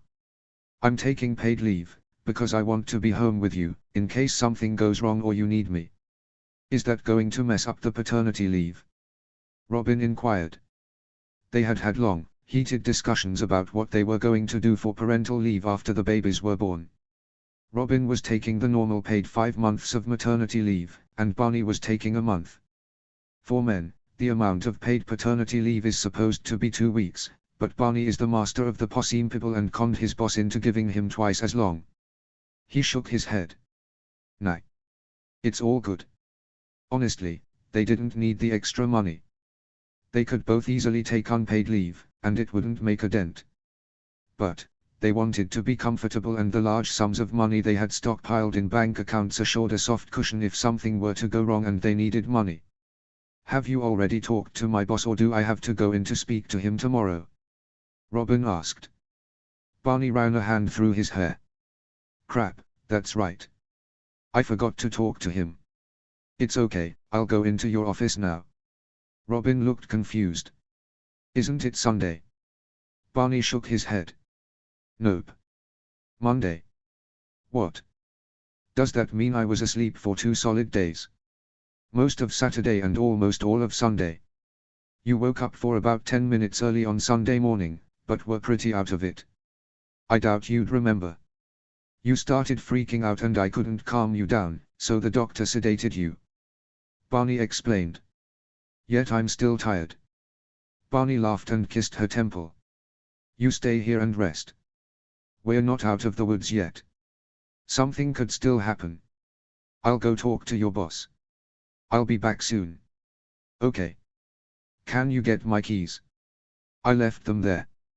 He nodded, then leant down and kissed her, lingering for a few seconds, before getting up and leaving the room. The Worldwide News studio was busy and bustling when Barney arrived. The lobby was crowded, as everyone was trying to get through security and up into the building. Barney pushed past fans who were standing outside, trying to be in the background of shots. He stood at the back of the room, waiting until everyone else was in. Luckily, one of the security guards recognized him and allowed him to go up, otherwise he'd probably have to go home and get Robin's ID. Once he was in the building, he got someone to direct him to Michael McCain's office. He knocked on the door. "Come in." The man boomed from inside the office. Barney pushed the door open and stepped inside. Robin's boss looked confused. "Barney." "Hey Michael." He reached a hand out in front of him to shake hands with the man. The two men had talked before, mostly at Christmas parties and other events. He had been at the wedding and baby shower. "What can I do for you?" McCain asked as he sat back down in his desk chair. Barney sunk into the chair opposite him. He cleared his throat, suddenly nervous. "We need to talk about Robin." "I figured." "What specifically?" "She needs to take maternity leave right now." Michael cocked his head. "She seemed insistent on waiting another week." "Why the change in heart?" "We had a scare on Saturday morning, and she was in hospital all weekend. Everything's okay now. The doctor told us this is the best thing to do is for her to stop working. She needs rest." Barney explained. "She can absolutely have the time off now. No problems. Tell her I said feel better, okay?" "Sure. Thank you." Barney stood up and shook hands with the man, before getting out of his office. Michael intimated him. He wasn't actually sure how, he just did. Barney walked towards Robin's office, politely greeting some of the people he knew along the way. He swung open the door and searched through her stuff, looking for her keys. God knows where she could have put them. He finds random objects in strange parts of the house, but knows better than to question her. "Hey Robin, I know we don't talk a lot, but could you please proofread?" Someone came into the room while Barney was on the ground, searching through Robin's bottom drawer. He recognized the voice. It was sweet and feminine. And English. Why was it so familiar to him? He looked up. "Barney." She was equally as shocked as him. He saw the keys at the bottom of the drawer and grabbed them, before quickly standing up and looking at her, his eyes wide. "Nora. What are you doing here?" Barney held up the keys, as if that was an explanation. "Robin left them here, so she asked me to pick them up." Nora looked confused, but she nodded anyway. As Barney lowered his arm, she caught a glimpse of his left hand. "Is that a wedding ring?" Barney was puzzled. Did she not know that he and Robin were married? Yeah. I thought you knew that." "To who?" Nora demanded. "Robin." He replied, like it was the most obvious thing in the world. "How didn't you know that? You work with her." "I don't. I'm in a different department." "Well, it's not like we hid it. She changed her name, and uses that." "How long after we broke up was it before you and her started dating?" "Why did she sound so pissed?" "That's not really any of your business, Nora. I've been in love with that girl for 11 years and have every right to be with her." "Does that mean you were in love with someone else when we dated?" "Is she who you cheated on me with?" "Yes." Barney whispered. "But it was 8 years ago. Honestly, Nora. You don't even realize how painful that was for me. And I thought you had a one-night stand with some random girl who doesn't mean anything to you, but no. You cheated on me with one of your best friends. You are the actual devil, Barney Stinson." She stopped to calm herself down a little. Then took a deep breath before continuing. "Why, Barney? Why did you sleep with Robin while we were dating?" Barney looked at his watch and grimaced. He'd been gone for almost an hour, and hadn't meant to leave Robin alone for long. He couldn't stop picturing something terrible happening. "Sorry, but I don't have time for this. I really need to go. I need to get home. I'm talking to you." She was interrupted by Patrice entering the room. "Barney. How's Robin? I just heard what happened.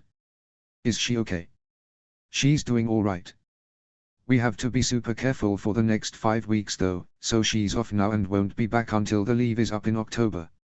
Thank God we got her to the hospital when we did, or the consequences could have been dire." Barney replied, ignoring Nora. A bunch of us want to visit, is this afternoon okay? I'll bring cookies. Patrice squealed. Sure. Thank you, I'm sure she'd love visitors. He lied. Robin would rather have her teeth ripped out than have people from work visiting her while she's sick. But he couldn't exactly say no. Okay, I gotta go now. I don't want to leave Robin alone for any longer. Bye Patrice, bye Nora. He grinned at the two ladies and grabbed Robin's keys off the desk again. What happened to Robin? He heard Nora ask as he walked away. He hoped Patrice wouldn't be too specific. God knows what Nora would do if she knew Robin was pregnant. Once Barney was in the cab, he really thought about what was going through Nora's mind. What she would feel if she found out her ex was married and expecting a baby. He imagined what it would feel like if he and Robin hadn't worked out, and lost touch. What he would feel like if he found out she was married and pregnant. He would feel crappy. Like he'd lost or something. When Barney entered the apartment, he was greeted with the sight of Robin out cold on the couch, a fluffy blanket over her. He smiled, and pulled his shoes off, then his suit jacket and tie, and climbed onto the couch to spoon her. Later that week, at 8 a.m. on Friday morning, Robin woke up and instantly began hitting Barney's shoulder in attempt to wake him. Barney! She hissed at him. When he stayed unresponsive, she made her voice more urgent, in pain almost. Barney! Wake up! She must have done a good job, because he woke up with a start. What is it? What's wrong? He asked, expecting her to say her water had broken. She grinned. We're out of butterscotch. Can you go get me some? Please? He sighed and rolled over, getting out of bed. Fine. Thanks. I love you. Love you too. He was gone for a long time, and when he finally got back, she was out of bed and dressed. He opened the door and placed a bag of butterscotch and some other sweet foods she's craved lately in her hands. Thank you.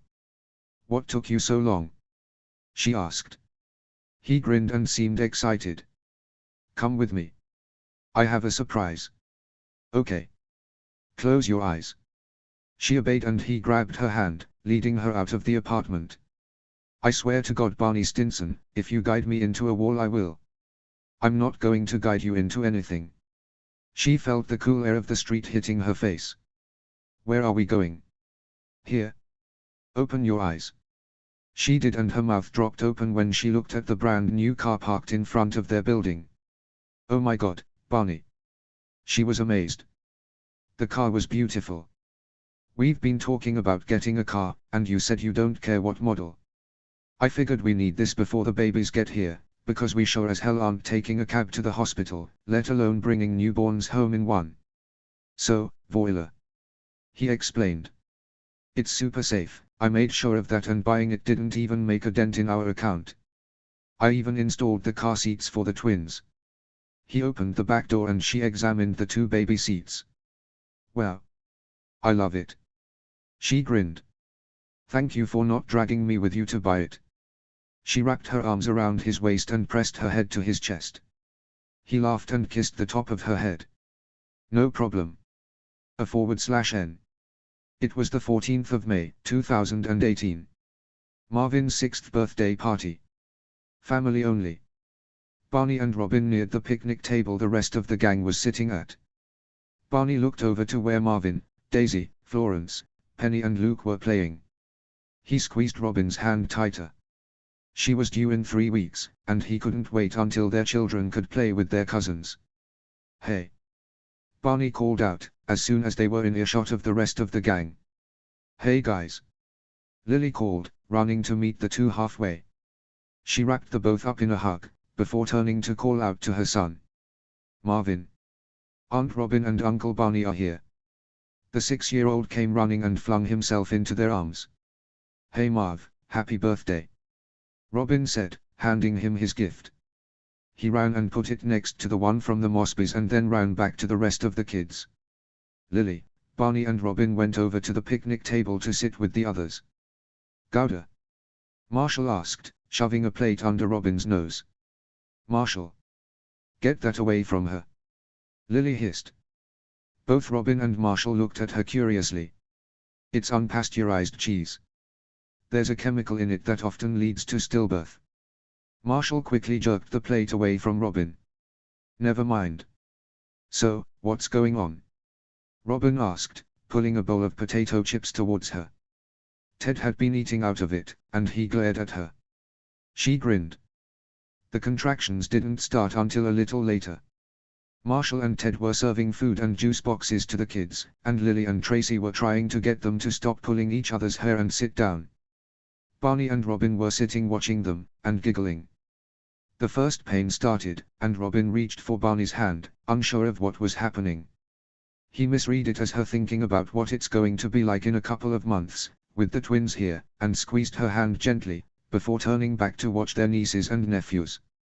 Once lunch was finished, Luke and Florence were getting grumpy, so Tracy and Marshall put them down for naps in Robin and Barney's arms, while Ted played tag with the kids to keep them entertained, and Lily started putting candles on the cake. Luke was big for a 1-year-old and wriggled like crazy in Barney's arms, kicking him in multiple spots. Florence, who took on her mother's small frame, was quiet and slept peacefully in Robin's. Lily groaned miserably as the wind blew the candles out on the cake for the 4th time. Come on. Can we just eat the cake, Lil? Robin asked, drooling. It looked delicious.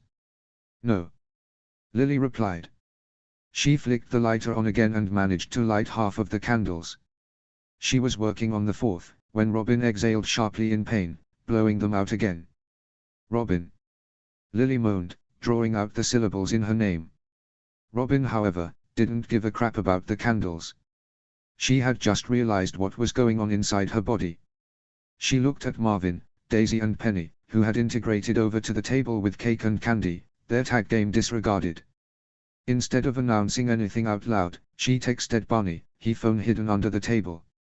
Telepathic conversations were too risky. One of the others might comprehend, and freak out. Robin, babe, don't make a big deal of it, but my water just broke and I've been having contractions for over an hour. She nudged him when the message sent.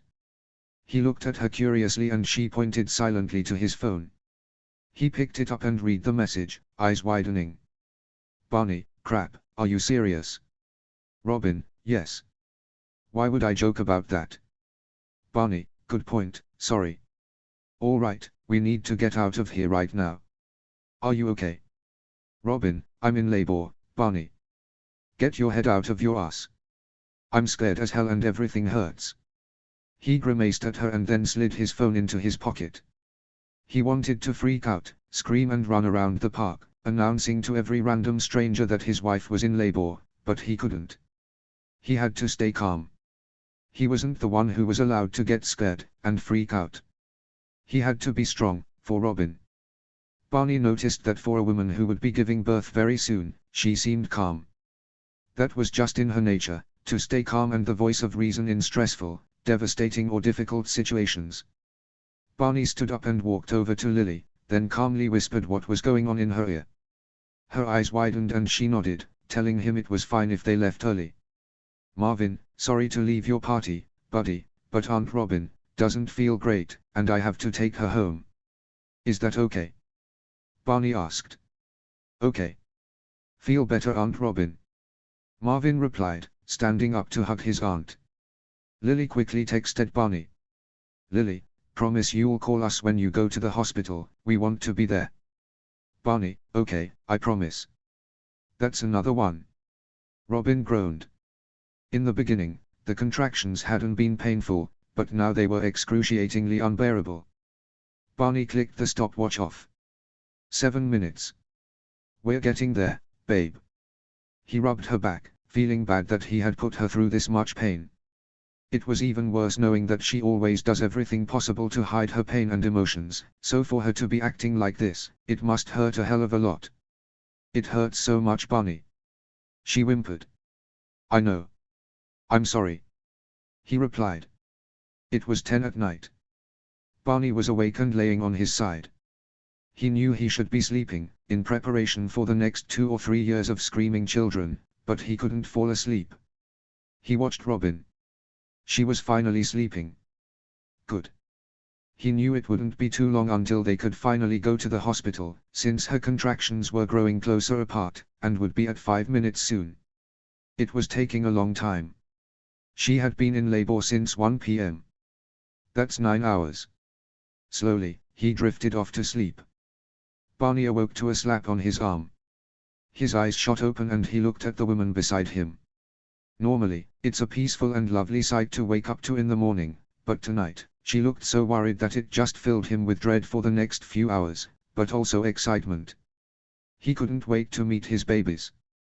With the combined efforts of glancing at what the stopwatch in Robin's hand read, and her attempting to catch her breath, he knew.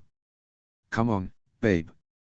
Let's get you to the hospital," Barney said, climbing out of bed and pulling open drawers to find her clothes. They pulled into the hospital just past midnight. Barney opened Robin's door and grabbed her bag. He tightly grabbed her hand and held it as they went into the building. "Crap, I forgot the bag with the baby stuff," Barney stated, as he noticed a bag missing. "We can go home," Robin suggested, clearly still in pain and wanting nothing less than to have to go back home again. "No, it's okay. Marshall and Lily can pick it up for us." "Are they coming now?" "As soon as I text them and tell them to come they will. Lily made me promise. I think Ted and Trace will come too," Barney replied, as they entered the lobby. Robin nodded, and Barney stepped up to the counter to get her a room. As soon as Robin was settled in a room and comfortable, Barney pulled out his phone to text the gang. He got up their group chat, and they all replied almost instantly. "Barney, we're at the hospital, if you want to come over." "You don't have to, it's totally up to you guys. Lily, Marshall and I are on our way. My dad's here, he can stay with the kids. Tracy, us too. Ted just ran next door to see if the neighbors will take Penny and Luke." "How's Robin?" "Barney, okay, she's a little scared." "Me too. We're both excited though. Lily, I'm excited too. I can't wait to meet my goddaughters." "Ted, who said you and Marshall are gonna be the godparents?" Barney grinned. He and Robin had decided on the godparents already, and couldn't wait to tell the others. He wasn't dropping any clues yet though. "Barney, stop fighting. Can someone stop at our apartment? There's a bag in the nursery we forgot." "Marshall, sure." Barney slipped his phone back into his pocket just in time for Dr. Bailey to walk in and start talking to the two. Half an hour later, all they knew was that Robin was 6 centimeters dilated, and things were moving much faster now. The doctor left, saying she'd be back in another half an hour to check again. Robin groaned and leant back on the pillows, pulling Barney's hand closer to her body. He reached over her body with his other hand and brushed her hair out of her face. "You feeling okay?" Barney asked. "It could and will be worse." Barney kissed her forehead. "You've got this." Another contraction hit, and it was worse than all the others combined. Robin cried out in pain and squeezed Barney's hand so hard, he was pretty sure it would leave a bruise. He didn't complain though. She was going through 10 times the amount of pain he was. Barney racked his brain to think of something he could say to distract her, while she continued screaming in anguish. He had an idea. "Wanna hear my middle name ideas?" he asked. She nodded, unable to speak. "I'm thinking Sparkles and Barnabeth." "Tell me you're joking." She screamed through the contraction. "Yeah, kinda." Although Barnabeth, Robin shot him a look so severe that he shut up. "Sorry, not the best time for jokes. Just tell me." He did, and she loved them. Good. He had been so worried. He had scrolled through pregnancy site after pregnancy site and posted polls of the forums, but had finally settled. He loved them and was so glad his wife agreed. Robin thought the pain of contractions was bad. The pain from the actual labor was so much worse. "Keep going, you're almost there," Dr. Bailey prompted. "Yeah, you're doing great, just a few." Robin cut her husband off. "Shut up." Neither Barney nor Robin could describe the immensely overwhelming feeling they had when, only a few minutes later, the room was filled with the sound of a baby's cries. The midwife quickly took the baby from the doctor and put her on her mother's chest. Robin was crying. She already loved this little girl so much. This beautiful little girl. Under the doctor's instructions, she kept going to deliver baby number 2. Before she knew it, their second daughter was placed in Barney's arms. "I love you 3 so much," Barney whispered, referring to the twins and Robin. He was entranced by their identical twins. Both girls had his big, deep, blue eyes and Robin's brunette curls. They were both so gorgeous, like their mother. "I love you too, Daddy," Robin replied. Barney laughed. Robin turned back to the girls. "Welcome to the world, my darlings." Barney turned his head and kissed her. He was still in awe. They were parents. "I hate to break up the moment here, but we need to weigh and rinse the babies," a nurse interrupted. Barney jumped up with one of the twins and followed her to the bathtub. 20 minutes later, both the girls were clean and dry. They were dressed in different colored floral swaddles they had received from the Ericksons at the baby shower and matching fabric headbands, instead of the ugly hospital blankets. Barney and Robin had also chosen which baby was getting which name.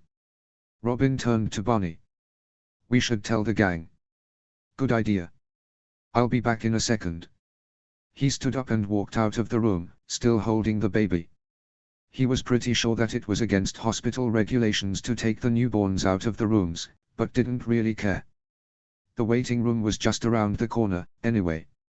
Marshall, Lily, Ted and Tracy were still all sitting in those uncomfortable hospital chairs. Barney knew from experience how uncomfortable they were. He had sat in them for hours on end, 3 times, minus Daisy who had been born in Italy, and Luke who was born in Farhampton. It was nearly 3 am, but they didn't look that tired. He cleared his throat. "Hey guys." All 4 adults looked up at him. "Oh my God!" Lily screamed, jumping off the chair and scrambling towards her friend. "Sure," he said, already protective towards the sleeping baby. "She's gorgeous." Tracy cooed. Ted stroked the newborn's head. "Congrats, Barney." "What's her name?" Marshall asked. Barney looked around nervously, afraid of being caught and getting yelled at. He started towards Robin's room, and gestured for them to follow. He opened the door and took his place by his wife's bedside again, while the others pulled up chairs. Robin smiled, as they all sat around her. She glanced at the baby in her arms, and then at the one in Barney's. "Guys, meet your goddaughters, Everly Elise and Aurelia Rose. Those names are absolutely beautiful." Lily breathed, truly in awe. Everly had been on her list for Florence, but Everly Erickson was a little bit of a mouthful. "I agree, well picked guys," Tracy added. "The French relation between Rose and Elise is spectacular," and Ted started. Robin cut him off. "Oh my God. Shut up, Ted. We didn't pick our daughters' names based off the French origin." Barney and Tracy snickered, while Ted sunk in his chair. "Evie and Leah," Marshall recited. "So, godparents?" Lily asked. Barney and Robin laughed and looked at each other. "Marshall and Lily, you two are Everly's godparents, and Ted and Tracy, you two are Aurelia's. If you want to, that is," Robin replied. "Hell yes!" Lily cried. "What if you have another baby?" Ted asked. Barney laughed.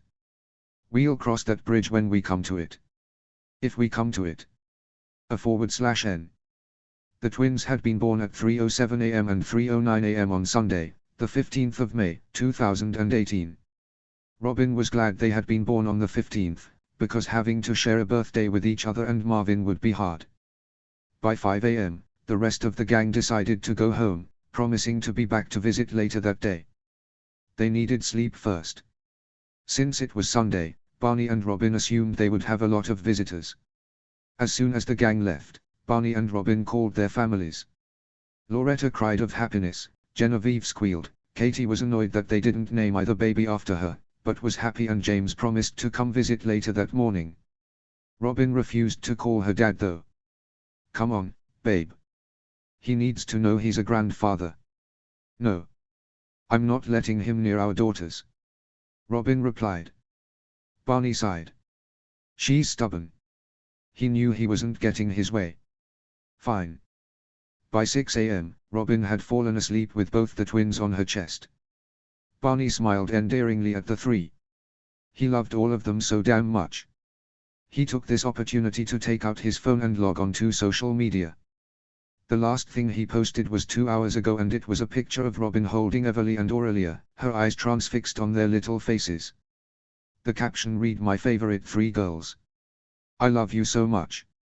Welcome to the world, Everly and Aurelia. Robin Stinson." The post had 203 likes and 8 comments, mostly from the gang and family members. He clicked on Robin's profile. "Holy crap, babe. You have over 1.5 million followers." Barney whispered, to nobody in particular. Robin was asleep and couldn't hear him. He clicked on the photo she posted. It was a picture Lily had taken of the twins laying on the bed, side by side. Everly's eyes were open and filled with intrigue, while beside her, Aurelia had her tiny hand in the air and her head resting against her sister's. The caption simply stated, "After 14 hours of labor, Everly, Elise and Aurelia Rose are here.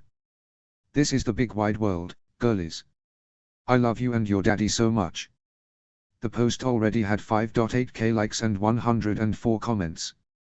He scrolled through some of them. "Patrice loves puppies, Robin, Ong. They are beautiful and they look like you. Katie is Cherbatsky, yeah. Happy smiley. Gary Blomman, I'm so happy for you guys. Can't believe Robin and Barney Stinson are parents. Micah L. McCain, congratulations. Bring them by the office sometime, okay. Disney_lover_2003, when will you be back at WWN? The news isn't the same without you." Barney's mouth dropped open, not really realizing just how popular his wife was. He was overwhelmingly proud of her, and realized why she didn't really freak out a lot when she was told she was pregnant. She was at a higher point in her career than she ever could have dreamed of. Taking the next step in their relationship was obviously something she wanted. So did he. He couldn't be happier with their little girls. "Uncle James is here," James announced, as he confidently strode into the hospital room. "That feels so right to say." "Hey bro," Barney said. "Hi Barn," James quickly greeted, before making a beeline for Robin. "Hey sis-in-law." He pulled her into a hug. "How are you feeling?" "Tired and sore, but I'm happy." She smiled at the sleeping baby in her arms. "Wanna hold her?" He nodded profusely and she gently placed Everly into his arms. "Hi sweetheart," James whispered. "What's her name?" "Everly." Barney smiled. "Everly Elise Stinson." "And her sister?" "Aurelia Rose Stinson." Robin supplied. James smiled. "I really like it." The door crashed open again and Tom, Eli and Sadie stepped in. "Sorry, we couldn't wait." Sadie was getting impatient. Tom explained. Sadie ran to her aunt and hugged her, Eli and Tom following suit. "Okay, does nobody care about me? I just became a parent too," Barney asked. James laughed. "You didn't do anything, Barney." "What?" "I just endured 14 hours of having the life squeezed out of my hand." "Yeah, and I just gave birth. Let's swap places next time." James raised an eyebrow. "Next time?" Barney winked. "Maybe." At about 11 o'clock, Lily and Marshall came back to the hospital. Ted and Tracy had taken all the Erickson and Mosby kids to the cinema, allowing the other two adults to spend some time with Barney, Robin and the twins. They'd swap later so Tracy and Ted could come. Lily quietly opened the door to the Stinsons' room and peeked in, afraid of waking someone. She was relieved to see all four awake. Barney was on his knees beside the bed, holding his iPhone up taking pictures, while Robin was going to the girls and getting them into the right positions. "Hey, what are you guys doing?" Lily asked as she and Marshall entered the room. "Our moms want pictures." "So many damn pictures," Barney replied, without looking up from the phone. Everly started crying, so Robin reached forward to pick her up and soothe her. "Okay, that's probably enough photos, Barn," she said, as the baby calmed down. Lily leant forward and picked Aurelia up. "Oh, hello little baby Evie. I'm your godmother," she cooed. Robin and Barney both snickered, causing them to receive confused looks from Marshall and Lily. Sorry. That's Aurelia. Robin explained. Wow, I'm impressed you can tell the difference so easily. Marshall said. Barney shrugged. They're our babies. We know. Robin snorted.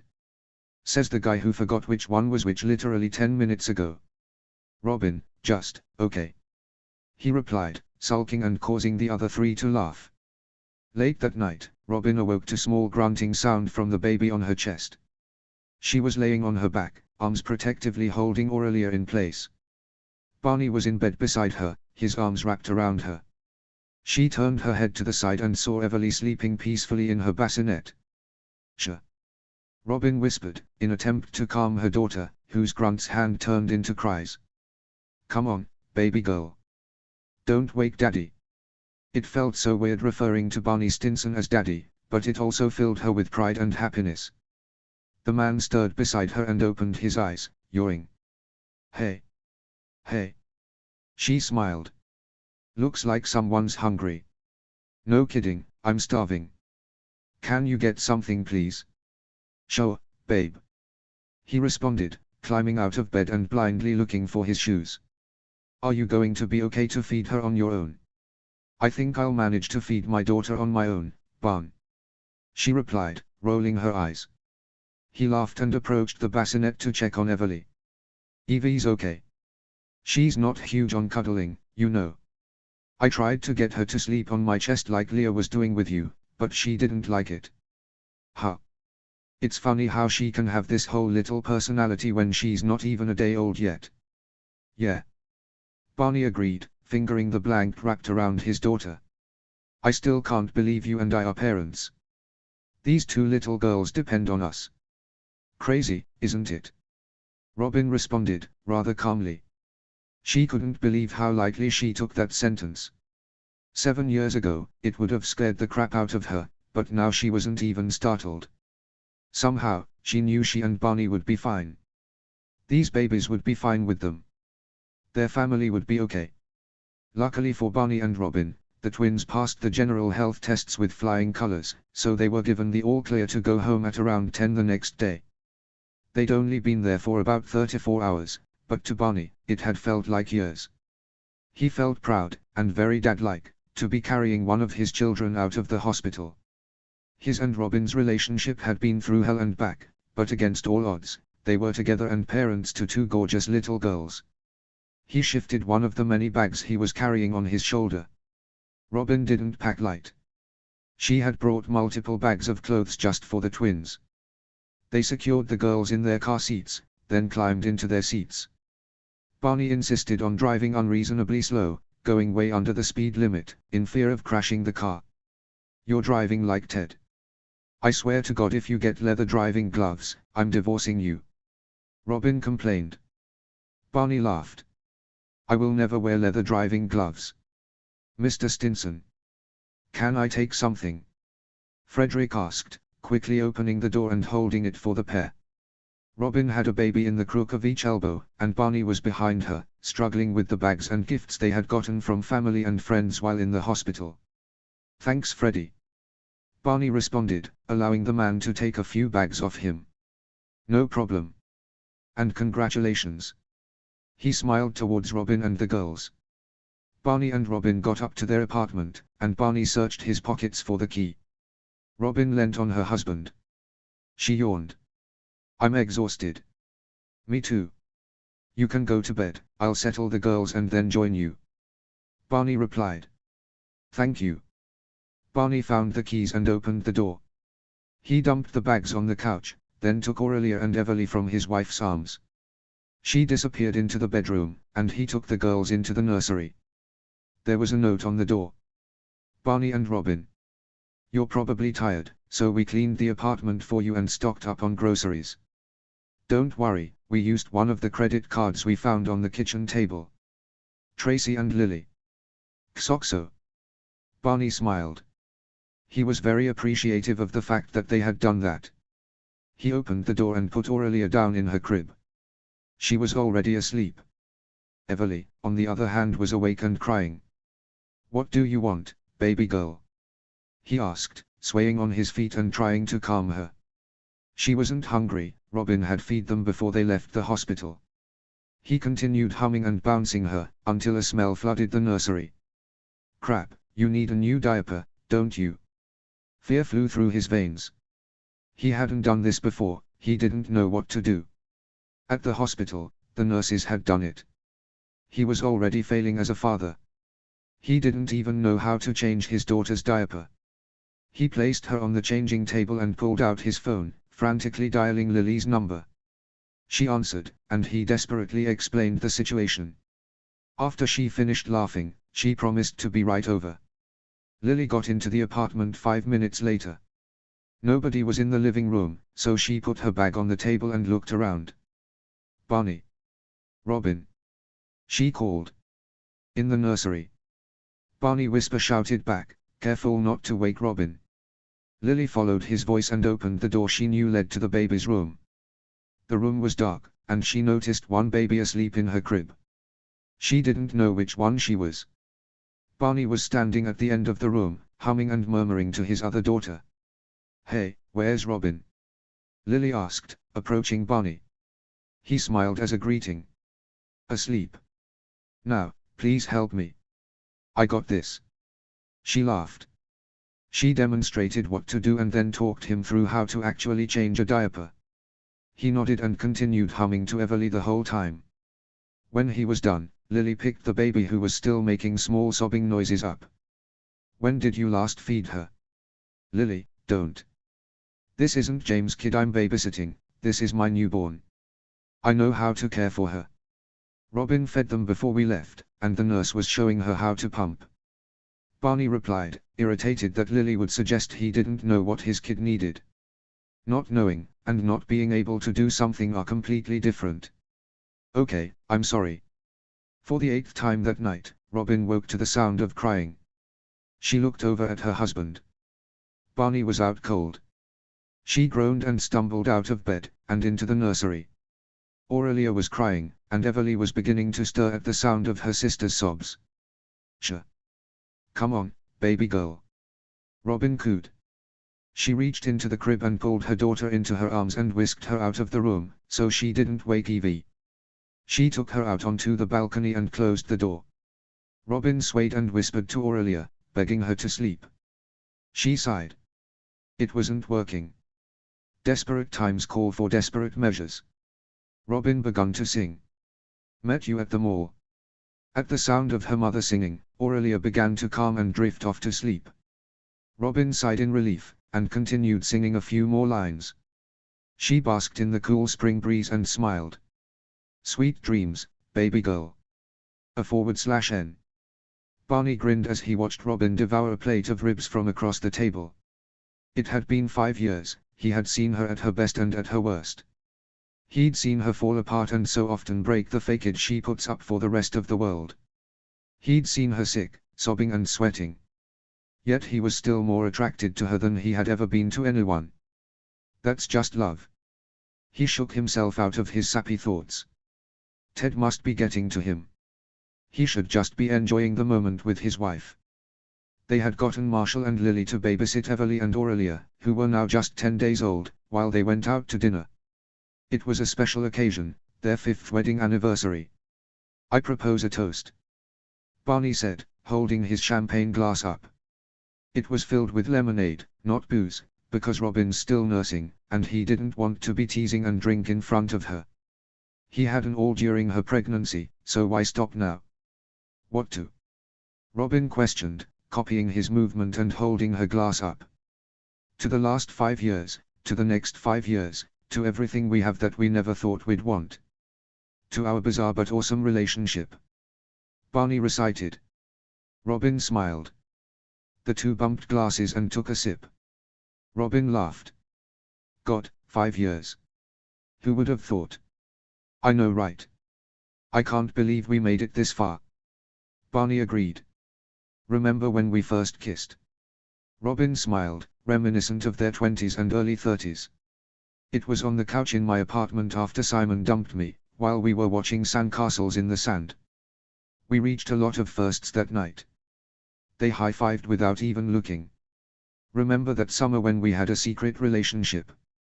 I remember you locking me in a stormtrooper for 382 minutes. Robin replied, somewhat bitterly, but mostly jokingly. Barney laughed. We've done some pretty legendary stuff, Sherbatsky. Robin went by Stinson now, but old habits die hard, and Barney occasionally still uses her maiden name for a nickname. Robin smiled. Yeah. Yeah, we have. The two picked at their meals for a few more minutes, until Barney looked up. I'm tired and I miss the girls. Me too. Wanna go home? I'll get the check. Barney bounded out of his seat quickly, delighted to be going home to their daughters. As much as he loves and craves alone time with Robin, he found himself constantly wondering and worrying about the twins. Were they all right? Were they behaving for Marshall and Lily? I hear cries. That's not a good sign. Robin stated as she and Barney neared their apartment door. Lily and Marshall were so sure they could handle them when we left. Barney snickered. He tightened his grip around Robin's waist as he opened the door handle. The sight that greeted them was hilarious. Lily was bouncing and cooing desperately at a sobbing Evie in her arms. Marshall was holding Aurelia, who was also crying her little lungs out, to his shoulder with one hand and simultaneously trying to fill a bottle with breast milk. Marshall, she needs food. Lily yelled, neither seeming to notice Barney and Robin were standing in the doorway, giggling. I'm trying, Lily. He yelled back. Can't you just feed her? You have boobs. It doesn't work like that. Barney cleared his throat, drawing the squabbling couple's attention from the babies to him and Robin. Thank God you're here. Lily cried, running forward and dumping Everly into her father's arms. He shifted her into one arm, and kept the other firmly around Robin's waist. I don't know how you guys do this every day. You two are amazing parents, if you manage to take care of these two. And it's your first time too. We have 3 kids and we couldn't even do it for a night. Marshall added. Robin shrugged. We just do what we gotta do to keep our kids happy. Here. Marshall said, as he came out of the kitchen to put Aurelia into her mother's arms. She stopped crying almost immediately. She just wanted her mommy. And Eves isn't big on cuddles, so she probably just wanted to be on her own. Barney gently placed the baby onto her stomach on the couch to demonstrate, and her cries died down quickly. Lily's ears sung with happiness when the sobs finally came to an end. You two are doing a great job. Robin grinned and high-fived Barney. Duh. We're the best at everything. Barney added. Lily and Marshall sighed and rolled their eyes, but laughed. The two couples quickly said goodnight to each other, then Marshall and Lily left. Okay, who wants to be a good girl and go to sleep? Barney asked, as soon as the door shut. Me. Robin cried enthusiastically. Barney laughed as he scooped Evie up and headed into the nursery, Robin and Aurelia right behind him. They swaddled the twins and put them in their cribs. Luckily, the unsure murmurs coming from the babies stopped once the door was closed. Barney and Robin sighed in relief, and went to get changed and crawl into bed. It was a couple of hours later, at 11:04 p.m., when Robin was startled awake by crying. It wasn't the usual crying. It was urgent and sharp. She looked to her side to see Barney also sitting up in curiosity. She put a hand out to push him back down into the bed. He'd been so great with letting her sleep while he took care of cries that weren't feeding, she needed to repay him. I've got her. Robin mumbled, kicking the covers off. She's probably hungry, and unless you can magically start producing a milk-like substance, I think I gotta take this one. Thanks, baby. Barney whispered, snuggling back under the covers. It made Robin smile. She padded out of her room and opened the door to the nursery. Surprisingly, Everly hadn't woken Aurelia. She picked her crying baby up. What's wrong, Eves? She cooed, rocking the newborn from side to side. Robin tried everything. Literally everything, but she couldn't get her daughter to stop crying. So much for the boasting attitude she had had towards Lily and Marshall. She stood in the nursery, shushing and rocking Everly, but she wouldn't ease her sobs. Come on, I'm tired. Please go to sleep. Robin begged. She'd been trying to calm her for over an hour. Babe, you okay? Barney asked from the doorway, clearly disorientated and rubbing his eyes tiredly. Robin sighed. She won't go to sleep. Marshall and Lily caused problems, obviously. She didn't do this yesterday. Barney laughed. Here. Let me try. You can go back to bed. Thanks, baby. Robin said, kissing him and stalking back to the bedroom. Robin woke at 7 am, to the light streaming through the blinds, rather than a screaming baby. It surprised her. This was the latest she slept in ages. Even before the girls were born, she'd be woken up early by sharp kicks against her organs or restless babies that refused to settle down inside her womb. She turned to her side and realized Barney was up. He was such an amazing daddy and husband. She climbed out of bed and put a robe on, then opened the door and paced down the hall into the nursery. Barney was sleeping on the rocking chair, Everly in his arms. He was snoring, so oblivious to the restless gurgles the baby in his arms was making. Robin quickly and gently pulled her daughter from his grasp so she didn't wake him. He continued snoring. She walked over to the other crib, where Aurelia was awake but quiet. "Morning, princess." Robin crooned as she picked Leah up, and took the babies out of the nursery, closing the door gently behind her. She hoped Barney could get a little more sleep. He must have been up for the better half of the night. When Barney tiredly stumbled into the kitchen, he found his wife humming as she cooked. Okay, attempted to cook pancakes. The girls were lying on their backs on the baby mats. He walked over to Robin and put his arms around her hips, which was something he'd seen people do in movies. "Morning, babe," he whispered. "Morning," Robin replied brightly. She'd slept well last night, receiving a whole 6 hours. "Now please remove your hands from my waist. This is way too cliché and Ted-like for us." Barney laughed and obeyed. As she finished the pancakes, which to her credit were only a little burnt, he got out plates, cutlery and toppings. This included 2 tubs of maple syrup, because Barney refuses to eat the one Robin buys that's imported from Canada. He'll only eat it if it was made in America. "Thanks for taking care of the girls last night.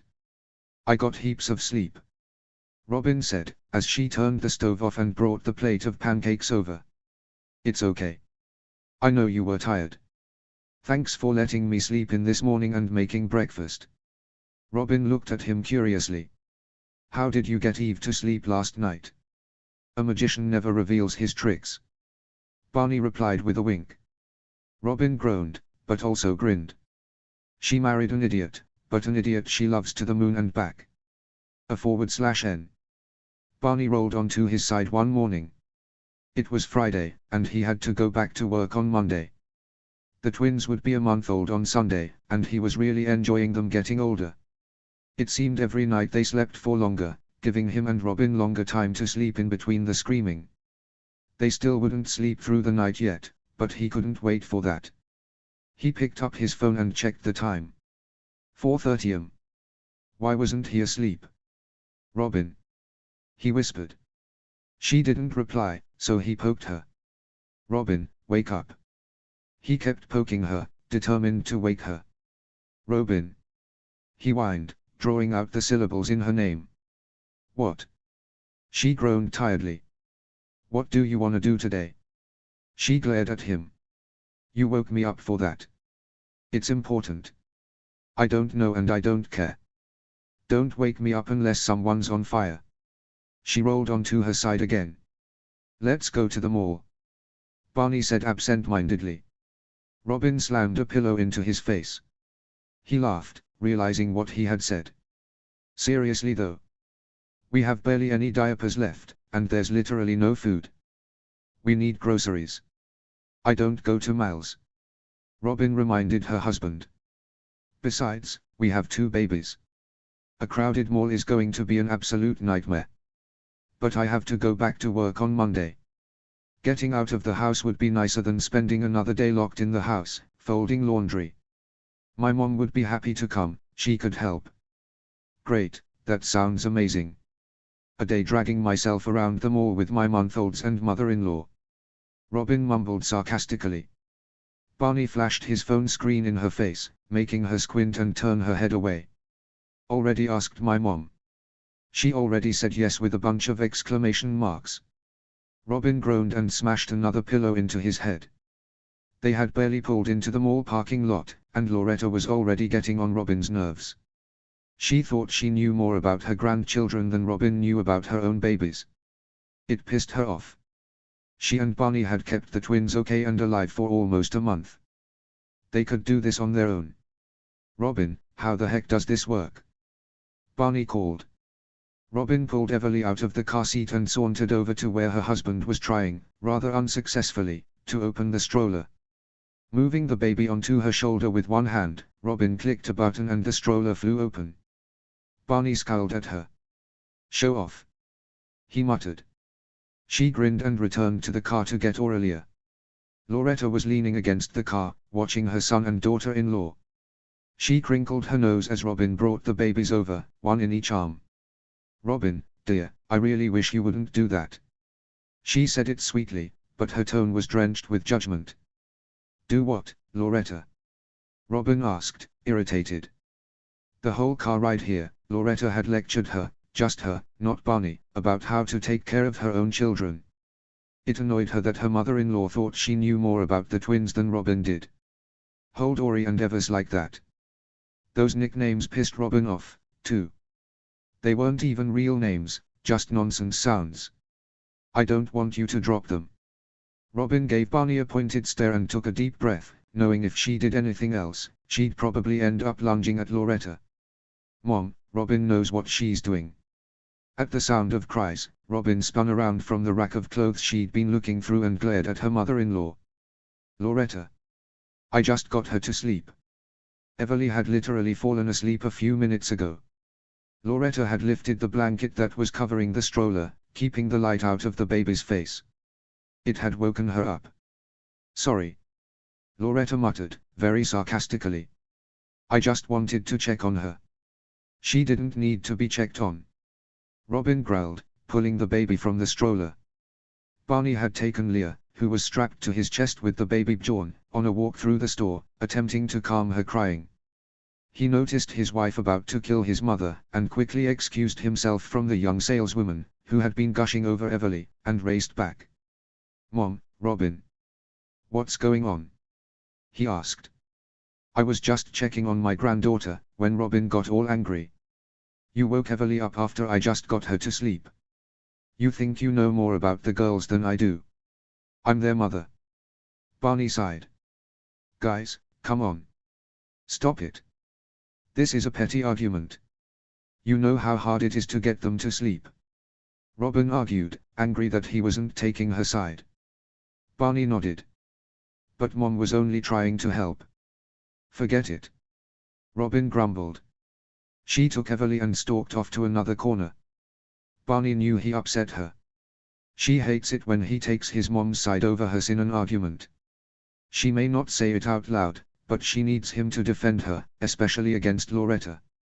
She thought she should be his #1 priority, which she was. She and the twins meant the world to him, and he loved them more than anything. But, Loretta was still his mom. It was hard to disagree with what she said. He hated being stuck between the two. New York is a pretty rude place at the best of times.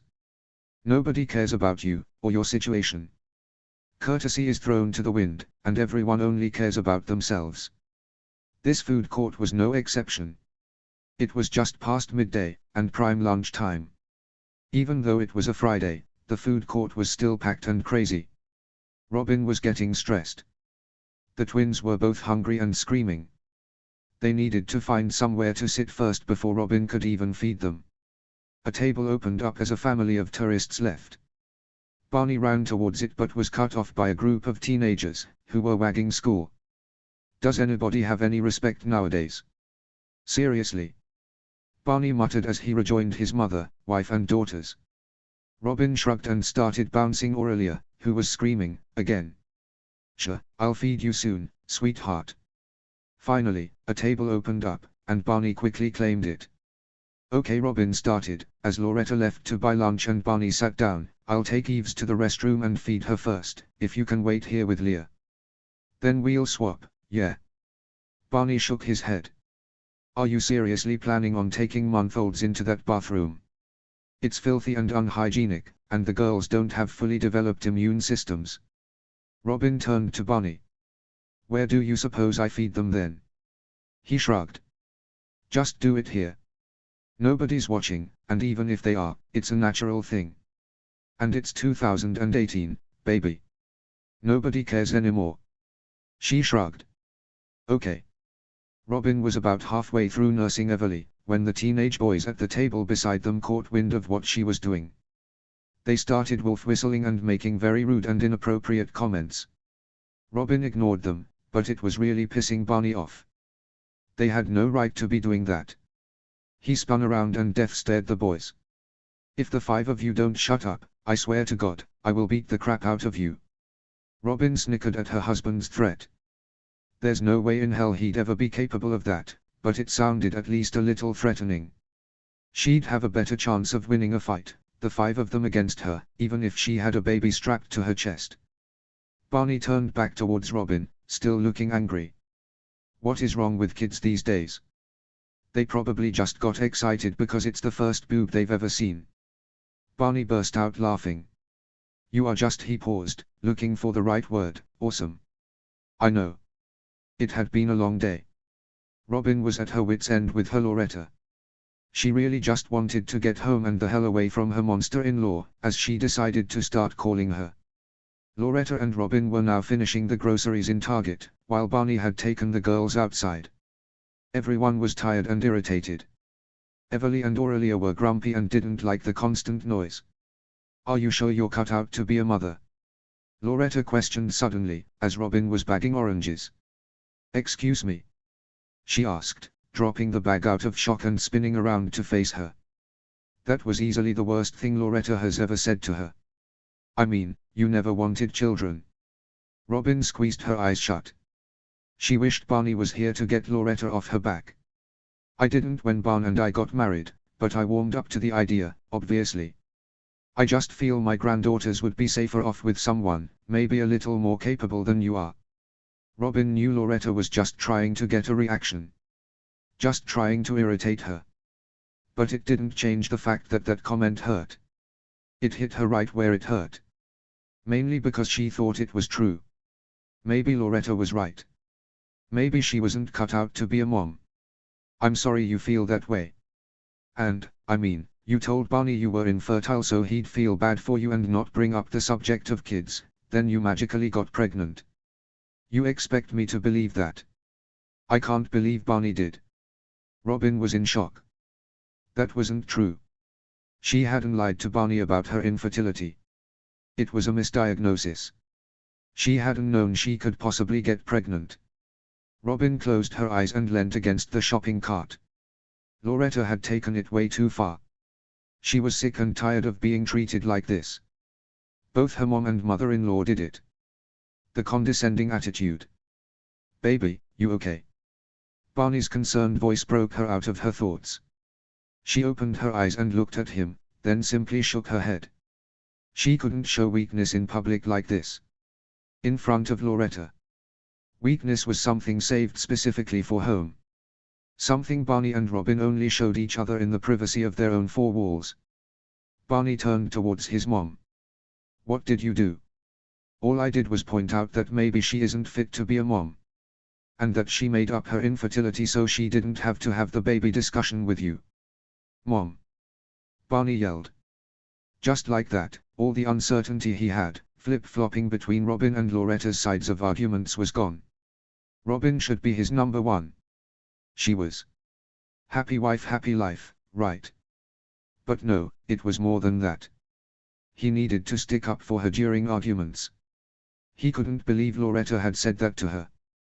I'm going to take the girls outside again. Robin said, pulling the stroller out of Barney's grasp and taking the girls out of the store. Barney turned to Loretta. Mom, you can't say crap like that. If you don't stop, then we're not going to come around anymore. By pushing Robin away, by antagonizing her, you're making her want to spend less and less time with you. And I'm sorry if you don't like it, but Robin and I are family. We have kids together, Mom. We come as a bundle. Me, Robin and the girls. If you don't like that, then bad luck. I'm going to need to start sticking up for her. I don't appreciate you trying to come between our marriage and trying to make me pick sides. Okay. Whatever you want, woof woof. Barney nodded. Good enough. I'll be back in a second. He left the store and went outside to find his girls. His 3 girls. He put his arm around Robin. I'm sorry. Barney whispered into her ear. That was enough to make Robin's pain, agitation and anger go away. Barney was on her side. Finally. He put her above his mother. She knew how much he loved his mom, so knowing he loved her more made her feel incredible. For the first time, she felt like the most important woman in his life. /N. Robin sipped her drink and slammed the car door. Everly was balanced against her chest with arm, and the Starbucks cup was precariously balancing in her hand. In the same hand that the paper cup was in, she was juggling her purse and a few bags of supplies for the twins. You know how embarrassing you are when you dress like that, right? Barney questioned, as he came around the other side of the car, Aurelia in his arms. Yep. Do you care? Not even a little bit. Barney laughed and rolled his eyes.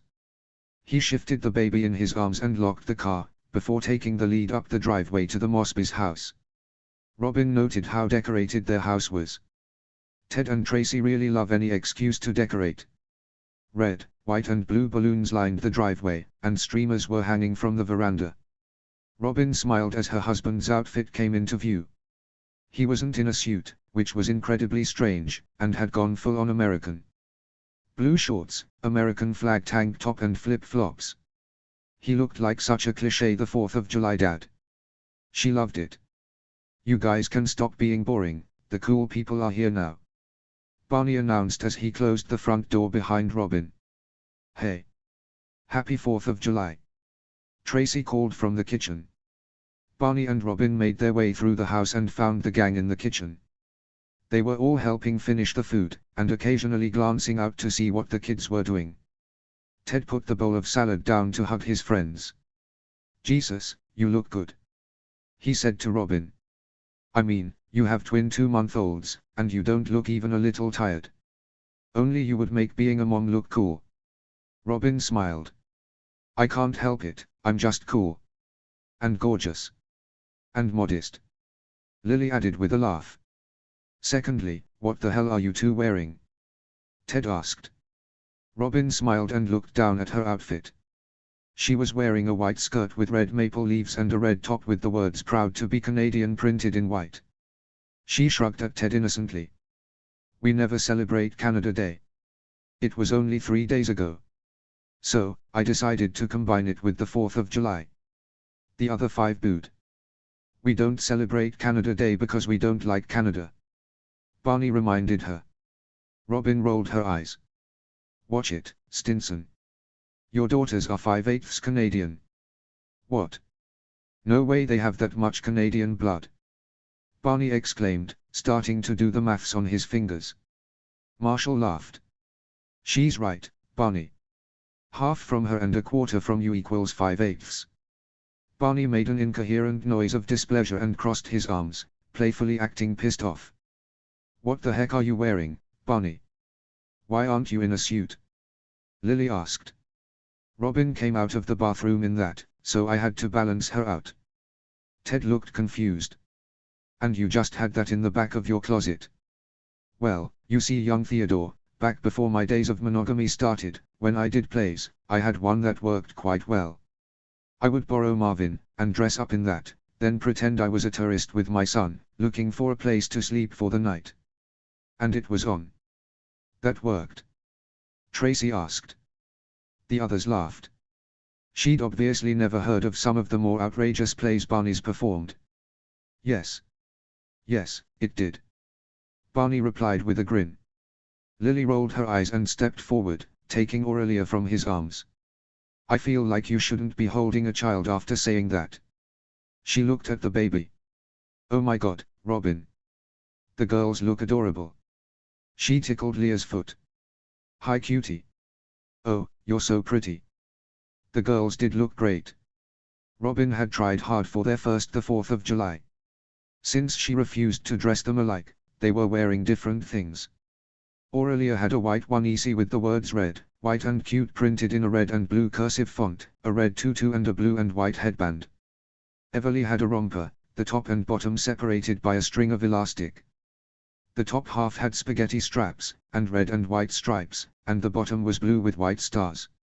She had a matching blue and white star headband with a red and white striped bow. Robin, why the hell are you celebrating Canada Day now? We already celebrated, on Canada Day. Barney asked. The others looked confused. Oh guys, you should have seen what she did to the apartment. The 1st of July, 2018. Barney opened the door to the apartment and gaped. Robin had turned their living room into a Canada Day parade. Red and white streamers and balloons were everywhere. There were even multiple flags hung up around the room. Aurelia was asleep in her bouncer next to the couch. Robin had even dressed her to go with the decor in the room. A large red tutu was spilling over the edges of the rocker, and her shirt had a maple leaf. Robin was standing in the middle of the kitchen, on the phone to who he assumed was her mom, based on her facial expression. She was wearing an oversized shirt with a maple leaf. Everly was in her arms, wearing a pair of red ruffled shorts and a top with the words Made in Canada. It confused Barney. Robin smiled briefly at him before rolling her eyes at the phone. I know, Mom. Yep, she was talking to Genevieve. I know it's your 60th, but we have twin 2-month-olds. That's going to be a nightmare to travel with, no. Mom, you're not listening. Barney and I don't have a problem with it, but we are not flying to Canada with babies. That's a 5-hour trip, okay, I don't have time for this. I'll call you back later. She pulled the phone away from her ear and clicked hang up, then hurled the phone across the room. Whoa. Barney said, watching it slam into a vase. Hey. Robin said, walking forward to kiss him. How was work? Boring. I'd rather be home with my 3 favorite girls. What did your mom want? He reached across and pulled Everly from her arms, kissing his daughter on the head as he pulled her closer to him. Robin rolled her eyes. She wants us to go to Canada for her 60th birthday. She doesn't understand that a 5-hour flight is a long way when you have fussy babies. A very long way. Barney shuddered at the thought. Anyway, what happened in here? He gestured around the room. Ah, well, it's the 1st of July, also known as Canada Day. Since we're Canadian, we gotta celebrate. Barney gasped. Take that back, madam. I am not Canadian. Robin rolled her eyes. Also, why does Evie's shirt say Made in Canada? Hello, they were conceived in America. On the counter, probably. Or maybe in the shower. Robin laughed. Well, actually, if you look at the dates, the girls were conceived the week we were in Canada for that Canucks game. Barney's jaw dropped. No, I refuse to believe that my children were conceived in Canada. Robin laughed. She personally found it hilarious. Present the 4th of July, 2018. The gang were laughing and teasing Barney as he and Robin finished telling their story. He crossed his arms across his chest. Not only are my daughters more than a half Canadian, but they were also conceived in Canada. This is a disaster. Robin grinned. And I'm not even a little bit sorry. By the time it got dark, the kids and gang were gathered on the lawn, awaiting the firework display. Robin sat on the grass, leaning against an outdoor wicker lounge and running her hand through her husband's hair. Barney was asleep already with his head in her lap, and Aurelia on his chest. Lily was sitting beside her and holding Everly. Tracy and Ted were on one of the lounges, her head on his shoulder and Luke asleep in her arms. Marshall was sitting on another one of the wicker chairs, Florence asleep across his lap. On the last lounge, the 3 older kids, Marvin, Daisy and Penny, who were 6, 4 and 3, were awake and excited to watch the firework display. The first firework filled the sky, and surprisingly didn't wake any of the sleeping kids, or Barney. Robin looked beside her, to her daughter and best friend. Everly was looking at the sky, eyes full of interest. Although she knew the 2-month-old didn't know what fireworks were, it made her happy that the baby at least knew that this was different. Abnormal. Special. Lily. Robin whispered, nudging her best friend's arm and nodding to the baby. Lily looked down and laughed when she saw the curious stare in her niece's insanely blue eyes. "What can you see, Eves?" Lily asked. "Those are fireworks." "Can you say?" Robin laughed. "She's 2 months old, Lil. She can't speak. Besides, her first word better be mommy. Or mama. I'll settle for mama." Lily laughed. She loved this. She loved how absorbed Robin was in motherhood. And how much Barney loved fatherhood. She always thought they'd make fantastic parents.